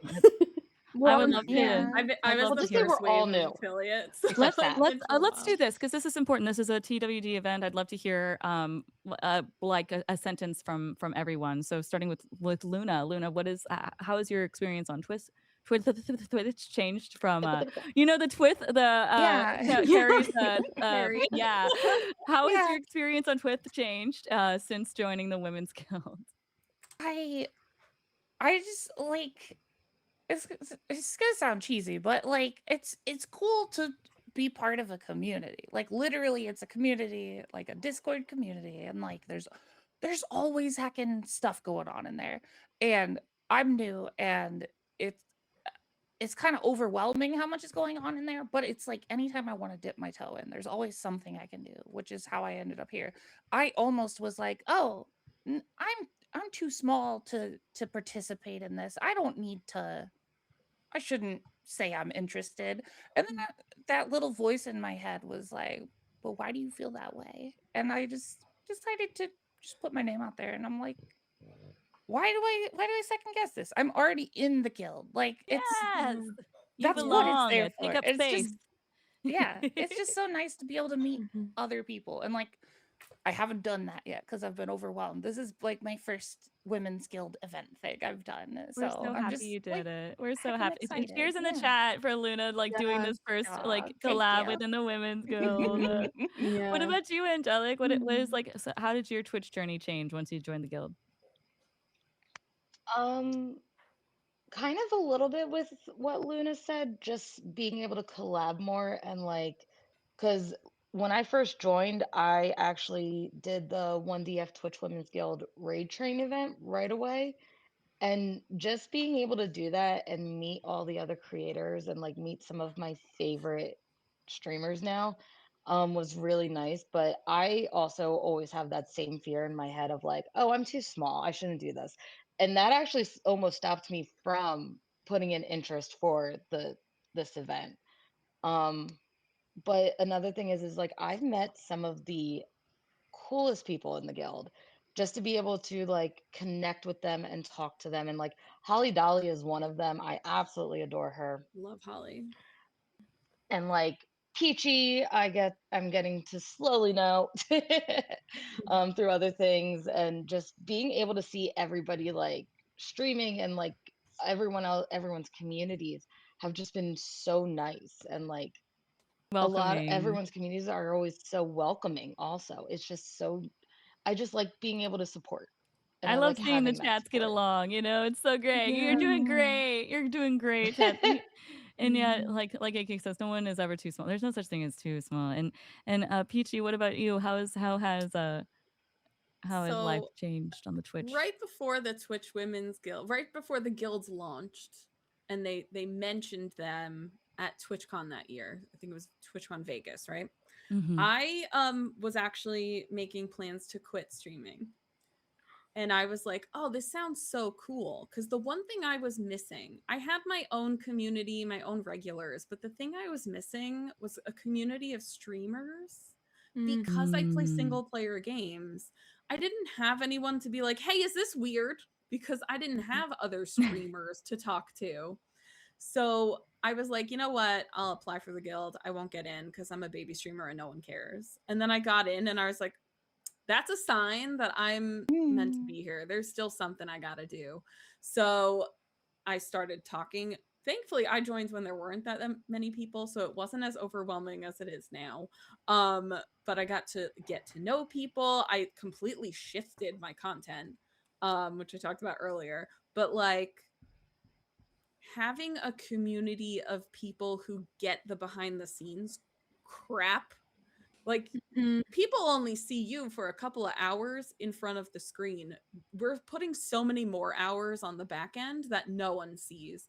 And like having a community of women who understand where I'm coming from, who see it, I'm like, okay, I'm like running myself into the ground, and like no one is seeing that because they're just seeing the end result, the production. You know, they're seeing the play, they're not seeing all of the rehearsals in the background.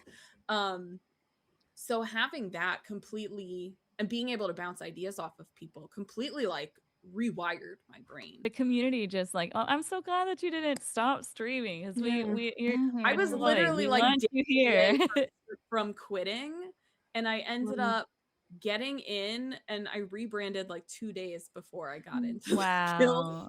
Oh, I love that. That's amazing. I love everybody's stories are so different. What about you? What about you, Kat?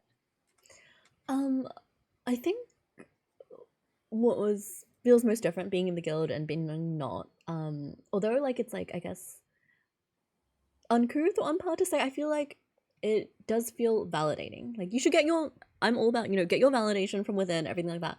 But it does feel validating to be part of a group, and it helps you feel like there's always that level of backing and acceptance from a strong base of women behind you. Like, yeah, I feel like when you're doing things as a creator, as a gamer, whatever you want to call yourself, I think it's a little hard to explain to other people. And I guess just with any job, like you're questioning yourself. You're like, what am I doing? Is this valid? Is this something I really want to take to a career, or where to go? And having, I guess it's like a union. The Twitch Women's Guild is kind of like a union if I had to parallel it to like the outside world. It feels nice to know that you have a group that is advocating for you at all times, and you can come to them whenever you need anything. And yeah, it's just validating, and it's nice. Sometimes it's just nice to be validated. I love that so much.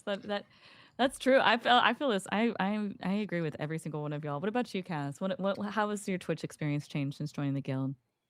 I think I joined the guild really a year ago, and I'm just starting to be comfortable in talking about things and really like wanting to be a part of an amazing group of women, mostly because I overthink a lot, and that overthinking most of the time stops me from doing things that are scary. And like when I clicked and said that I was interested a little bit ago for this amazing event, I was like, I want to be able to not shy away. And I think it's so easier said than done, right? And I really, really wanted to be able to look back on things and not not regret again, like, because I feel like you only live once. I feel like I say this so many times, but I think being a part of the Twitch Women's Guild, although yes, I'm only just starting to be comfortable in speaking and being like wanting to be a part of something. I mean, I've always wanted to be a part of a group of amazing women who uplifts each other instead of being, of the opposite. Um, but again, fear and overthinking really, really blocks me and sometimes stops me from going out and setting to, like, doing things, right? And I don't know, I think it's really changed the way it helps me being part of this guild. Like I said, although I've been a part for a little bit, but now just participating It's like a confidence boost. inspires me. Yeah, it's a confidence boost. Exactly, like you said, like it's validating, and I think I was missing that in that type of world, like where women uplifts one another.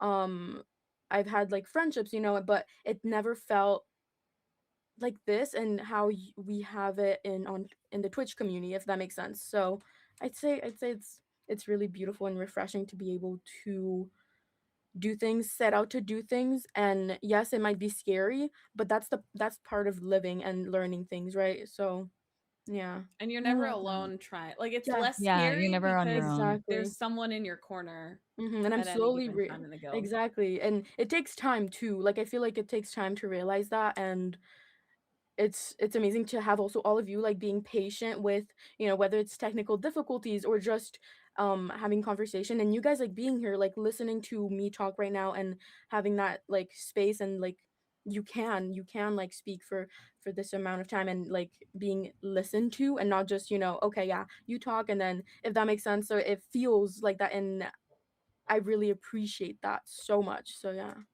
Well, you deserve to be heard. Your voice matters. Every single one of Yeah. ours does. I believe that that's really important. That the guilds, stay true to that mission Yes. of making sure that the voices are heard of Hmm. these communities, and and we have enough power. I would say that my Twitch experience did change like completely after joining the guilds. That I wouldn't be the streamer I am. I didn't know anything about this. I didn't know Hmm. anything about any of this without the leadership that I encountered, and like the people who did exactly like you said earlier about like with it when it was you, PG, with the retro games. It was me with like events and hosting and like how to get people together, and Yeah. with me, I'm like I love getting people together. Oh, it's so great. It's like So watching like amazing. those things like pop off. You're just like, yes, like, and watching people make friends that they just met, and Yeah. everything. I love those, and those true genuine connections that are made like without wanting anything in return. And I Yeah. love that so much from the guild.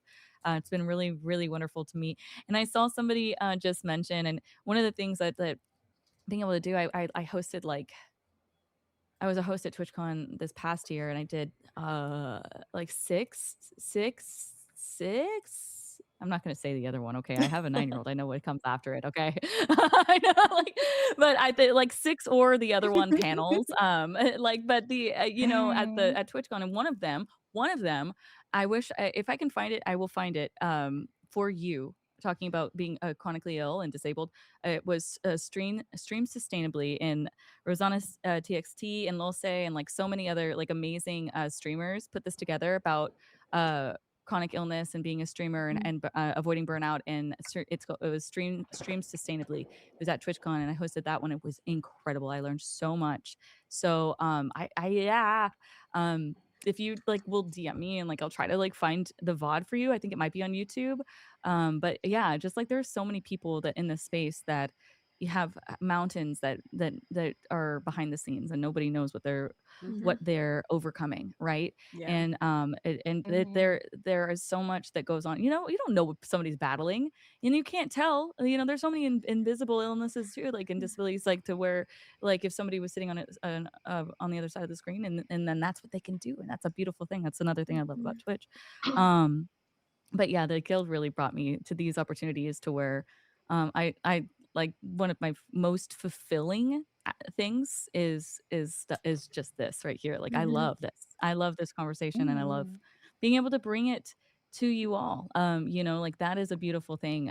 You all deserve to be represented. You deserve to be heard and seen, and it's just really important that we push past our own fears in order to provide that inspiration for others. I think that you can't let that fear hold you back, because there are people that need to hear your story. They need to know what you've been through.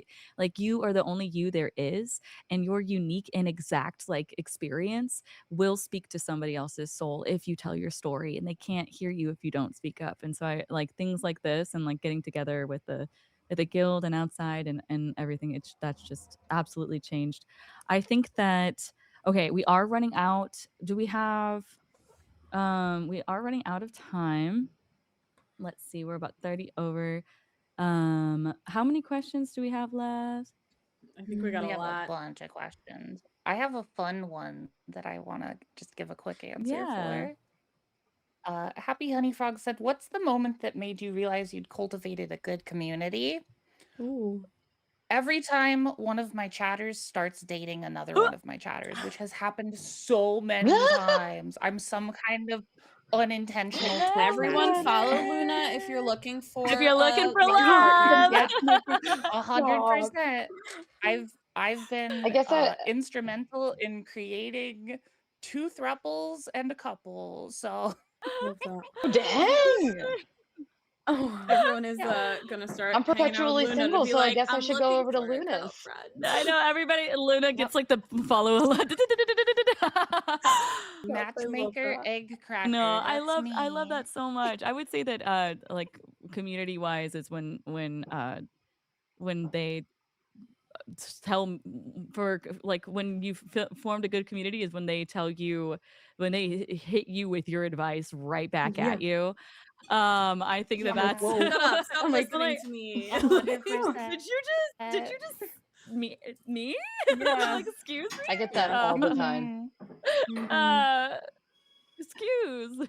Or when they Also, love when you they so have your hard that they back. make you happy cry. Right.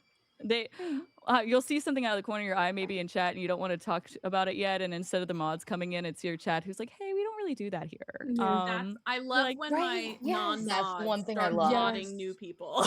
yeah, but gently, gentle, Mhm. Oh, yes. Yeah. like get out of here with that. No, they're like, hey, don't backseat. And I'm like, Yeah. that's so cute. No, It's I not your love that job to so do much. that. Thank you. That was so nice of your input. I appreciate I that. think also, so I opened at the end of last year, I opened up my community to recommend games that they'd like to see me play this year that are all new to me. And the games that everyone recommended were all so in line with what I play. And it was kind of like, oh my God, people pay attention to me.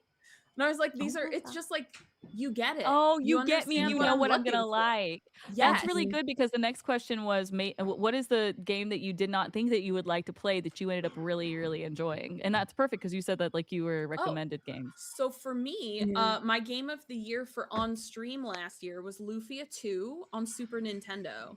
It looked kind of poo-poo, to be honest, but one of my best friends and mods recommended it to me, and I was like, damn, this game hit hard. Like, I really liked it. But yeah, it's a turn-based RPG on Super Nintendo. That's awesome. Anybody else want to add into that before? I think there are 2 more questions. How are we doing? Thanks, flip flops. Yeah. I feel like. Wait, what was the question again? Oh, like any game that you didn't think you'd like, but you ended up Oh, liking?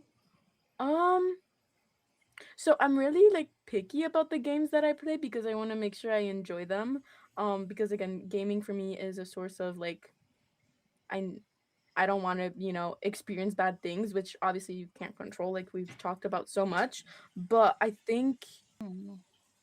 any game that I do start playing and that I dive into and feel like I'm wanting to play always surprises me because I am again a picky person in that way because I know what I like, if that makes sense. And I think it's beautiful to be able to see different ways of gaming too because there's so many. So I think like not to be like, oh, I can't pick one because well, I can't, but like because I don't have one specific. But yeah, I kind of in that manner it's like it's beautiful to see so many different types of games exist and they always surprise me because I mean, creating a game, like how does one do that? Obviously, you study in it, but it's like it amazes me how it can change a life if that makes sense. So, yeah. I'm surprised that I liked the combat style of Hades. I'm a big like Ooh. Greek like mythology girly, but like Mm. I had never played anything that was like click click click click Roguelike. click click click click Yeah. click click, you know, like I Mhm. was like The what? art in that game, though. Whew, Yeah, and the astounding. acting. I love I love I'm Hades not Hades. a so roguelike much. person, but I will Okay. watch Hades. I just won't play it Yeah, myself. I was like fun. I had Mm. fun. I was So, very surprised. I was like, so wow, you'd this is neat. suggest that like to someone who like maybe hasn't played those types of games? Would you Yeah. say, yeah, okay. Yeah, I think yeah, and that's it an like easy rewards introductory you Mhm. dying, game. which is different than I'm used Oh, to. Like it, like if you wait, die, it gives me Very yeah, The point accessible is oh, dying game a bunch of setting. times, yeah, it's good. wait. and then you Living And can different level lives. I up, like and that. yeah. our last one is this our last question is from Umbramo. Is that right or am I wrong? Uh, I think so, yeah, to be yeah, I cautious have of no idea. time. I've lost track. Yeah. Okay. Yeah, we're at Yeah, we're we at are the running True. 30. out of time True too. that. Okay, so the Yeah. I know last you one have hard being stuff. yeah. I have to feed my family. Okay, so the we're the as a woman in the gaming space, what are your thoughts on the dude bro language and double standards? What is dude bro language? What does that mean? Do you mean people saying dude and bro? Because unfortunately, that's Oh. me. But I never say it to people. I say it in general, where I'd be like, Yeah. bruh, seriously? Like, I'm not saying it, Mm. Yeah. not calling someone bruh. It's just an adjective I have in for some reason. No, Yeah, I I'm don't mind sorry. how Could you anyone explain to us Is speaks. that what Like, you what the dude mean? bro culture means? Guys who, guys, oh, dudes. Yeah. I mean, I say that. I'm from Long Island. I can't help it. And I'm from the 90s and Long Island. So I grew up with dude being a non-gendered word. I don't know. Mm.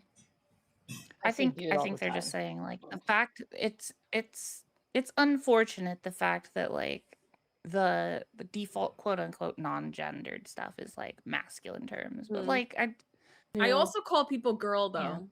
Like when someone tells me That's true. something Yeah. ridiculous, I go girl, no matter what Yeah. gender you are. Yeah. So yeah, I guess I non-gender 100%. the word girl also. I guess I don't Mhm. understand the question. Me neither. Where's Umbrama? Umbrama, can you explain what you meant? Like I don't understand the question. And then while we're getting that one clarified, because I would love I think it's really important to talk about these things that Yeah. with women here, you know, like we gotta Mhm. I want to, you know, it's important to balance the fun with the serious, you know, but for sure I want to make sure that it's clarified that I understand what you're saying before I Yeah. say anything. But while we're doing that, I want you to let's have the panelists have a quick takeaway. Let's before we wrap, you know, let's go down the line after we answer this last question. And so if you could I don't mean to like what is it, put you on the spot. Well, let's go down the line and maybe share one takeaway of something that you would want people to remember from this conversation. So we'll be thinking about that one. Len thinks that Brahmo meant, but also assumption or focus of audience in the group. Okay. Yeah. unless Brahmo will say, I think that the importance is to focus on what we can change and focus on visibility and really really empowering the voices of those in the space that we have. Like, it's important to have clear communication, clear boundaries, introducing yourself in the right way. I think that it's really important to um, stand up for yourself and communicate what you do. And like, my name is Savannah Lowe. I know people know me from Twitch if they call me Sav. People don't call me Sav in real life, right? Like, that's how I know. And but if you called me Salami Sandwich, or I'd probably be like, hold up, actually, that's not my name. They call me, they call me, they basically, I like, what I'm trying to say is if, like, be the change, do the things that you want to see in the environment that you're going to be in, because whether you're in gaming, whether you're in computer science, whether you're in sports, whether you're in medicine, if you are in a male dominated field, things are going to default to that. That is the reality. So if you're asking our thoughts on that, I would say change the way that you approach things and bring that presence with you by using clear and effective communication. And if somebody refers to you as dude, correct them. Just, there is nothing wrong with correcting somebody if they call you something that you want to be called. Don't call Yeah. me salami sandwich. That's I not, will that's not say, who you go by. I don't go because by that. I do y'all. Mine is a y'all. I'm Texan. Everybody's y'all. Y'all I love y'all. y'all. I live in Georgia now and I have adopted y'all just because it's really cute. But yeah, if I ever say dude and someone is like, don't say that to me, and I'm like, I won't then. Yeah, It's easy part change. of my speech. Like, like I said, I grew up I was a kid in the 90s, and I'm from Long Island, which is where dude freaking came from. Like, Long Island speak is just terrible and I can't get rid of it. But if you tell me you don't like being addressed by something, and just say it, and I'll never do it again. Like, to you. Like, that's it. It'll just be deleted for you. I never call anyone I never call anyone specifically those things. It's kind of like I just say the word. Yeah, I think You the know? big takeaway there is that communication is important. Yeah, And like, if definitely. somebody isn't willing to be like, oh, you don't like that? Fine, that's fine. Then that's a person you probably don't want to talk to anyway. Yeah. So and to go full circle, it all talks about boundaries. Everybody is different. The things that they expect, the things that they will tolerate. Angelic was like, you could call me whatever. You could call me Angelic. You can call me Try. You can call me Short. Exactly. Just don't call me past my bedtime, right? Yeah. No, but seriously, I do enjoy all the different perspectives. I could talk to you all all day. Yeah, no, me too. But Sav's when, family's hungry. yes, I have to I was wrap. gonna say, I have to real wrap. fast, So before we wrap, my thing that I'm taking away, fish bullies each other. Fish bully each other. Okay, I'm done. God. Love not you. fish bully each other. Oh my gosh. Oh my If God. you could have, okay, if you Okay. could have share one takeaway of something that you want people to remember from this conversation. And Kat, please go. Oh, one takeaway, I think it is that there are women and people of different, many shapes, lifestyles, capabilities, and if you're not seeing something, you're not seeing yourself represented somewhere, you can create and cultivate that space for yourself, or you can help Yeah. cultivate that in a space where you feel comfortable. Be the change. Like, you can't be what you can't see, so if you can't see it, then go ahead and be. Clip it. Clip it. I love it. Clip it and ship it. And Clip it. Kat, Yeah. what about you? What is it? If you could have one takeaway. Oh boy. Just one. No. I think being able to talk and speak. I think I've said that a lot, but I think it's important to be able to sit down with a group of people and say what you prefer, have conversation, listen to other people talking about what they love to do and what games they love to do. I might not always have that preference for me, but there is such importance in being open-minded, and I always say, never forget to bloom with kindness and flourish with mindfulness, because that is something that's helped me being able to connect with others and understand others and not shy away from it. So I'd say, yeah, that. Beautiful takeaways to connect, to keep an open mind so you can make those genuine connections and Yes. try things that you might not have and find your voice that way. That's beautiful. Thank you, Cass. What about you, Peachy? I think I'm going to piggyback a little bit off of Kat. In terms of when you don't see yourself represented, opportunities do not land in our laps. If you see something that seems cool, but for some reason you're not invited to the party, do it your damn self. No one is stopping you from creating your own opportunities. And sometimes, especially in any male dominated, I'm talking professional, on anything, opportunities aren't there for you. Make an opportunity for yourself. Invite other marginalized people to those things. That's how we uplift each other. We make our own events, our own opportunities, and then we invite our friends and lift them up too. So I feel Build the table. That's been my big goal for this. I try to set a goal for something that I'm like, I need to be better at this. So that was my goal for this year, was to create opportunities and start. Amazing. So I actually started. I have a raid train that I completely did by myself starting next weekend. For women in the retro space. So. And as these amazing creators are sharing their takeaways, let's get some shout outs in the chat so we can make sure that everybody is following. And also, it was pointed out that if you click on the shared chat at the top of the chat where it says shared chat and it's pinned, you can also click on follow all as well.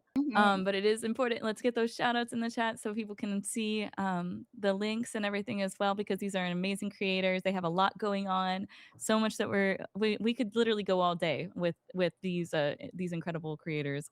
And speaking of no bullying fish, Angelic, what's one takeaway? What's one takeaway? That's not my that it for me, it was really a lot of that fact that it's okay to set those boundaries with your community and with your chat, but also, bullying fish, no. But also just being allowed to ban people that like encroach on your peace. That's an excellent one. That is an excellent one. Thank you so much for sharing that. Boundaries are so important. And Luna, what would your takeaway be? My takeaway is women are powerful, and the world is trying to tell us that we're not and hold us back, and they can't actually do it. They can't. We will do what we want to accomplish. Don't let it affect your mind. Like, don't let it mentally push you down. They're trying to, but like, you're in control of yourself. You are in control of what you do or don't do, or like try to accomplish or go for. Yes, I love that so much. The worst that's gonna happen if you try something and fail is you get to try another thing. Try again. You learn from it. Sometimes you try something and it's not your vibe, but if you don't try it, you don't know it's not your vibe. You won't know. Yeah, exactly. Oh, every failure is a learning experience. You don't learn from your successes. You don't learn from the things that you got right? So we love to see the trying, that we love to see the taking opportunities. Mods, if we can somebody check the channels or anybody and see where we can send our wonderful communities after we wrap up here. I know that we're taking over the channels today, so there should be one that's up next. I think that my personal takeaway, my biggest takeaway, is that this culture of gaming isn't something that is just that's just exists. It's something that we are actively shaping, all of us, every single day, communities and gamers and streamers, and I think it's in the spaces that we create It is in the way that we treat people, and it is the standards that we choose to uphold for Mhm. ourselves and for others. And even the small choices that we make can make those spaces feel safer and more inclusive, more welcoming, more human. Yeah. And it's up to us. We do have that power. Thank you so much, everyone, for being a part of this. Thank you so much for being a part of the conversation, for sharing your experience so openly. Cat in Wonderland and Cast Champ, XOPG, Angelic Tri Short, Luna's List, Savannah Lowe here, and thank you to the Twitch Women's Guild again for coordinating this. Our community specialists, Watch Holly, Uigui, for all the hard Yes. work. I know that we had extra mods. Thank you, all the chatters. Thank you to every single person who joined us, who shared, who listened, who engaged. These conversations are so important. They matter. You matter. You make this possible. So thank you. Thank you so much for making this come to life. You're Thank you lovely so and much for being part of the amazing. conversation, friends. Yeah. Yay! Yeah. So amazing. Can't wait to do it again. Hopefully. This was Of awesome. course. Yeah. I'm gonna head to my sign off screen, but we will send the raid out. And thank you so much, everyone. Have a fantastic rest of your day. Take care. And don't forget to check out, stick around for the raid, okay? Yes. If you're on my if you're on Bye, my channel, watch out for the everybody. flashbang. Okay, we'll see you on the raid. Bye. Bye. Bye.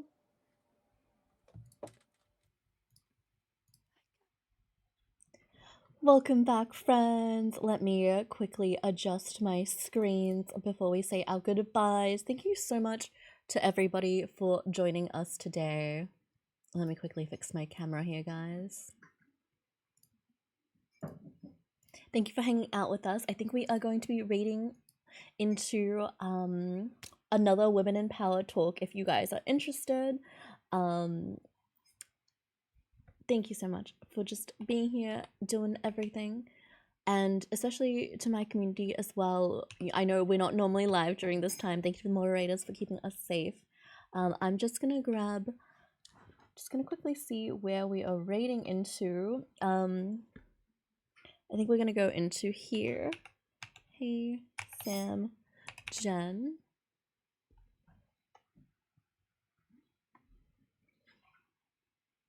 Okay, I think the raid has started. Here is the raid message, friends, for those who have emotes. Here's the raid message for those who don't have emotes.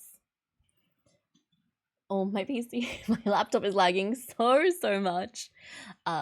As always, friends, please remember, you are loved, you are enough, and you're never too much. Okay, I will see you guys on Monday, so just one day away. And make sure you guys check out everyone else's talks as well. You can always go !TWG, !program, all of that you guys can do offline as well. So yes, thank you for being here today. And I'm just so grateful. I'm so grateful and so thankful to know all of you and to have us all be part of this conversation. I'll see you guys on Monday. I love you so much. Bye! I'm gonna get some music on for you guys. Don't you worry.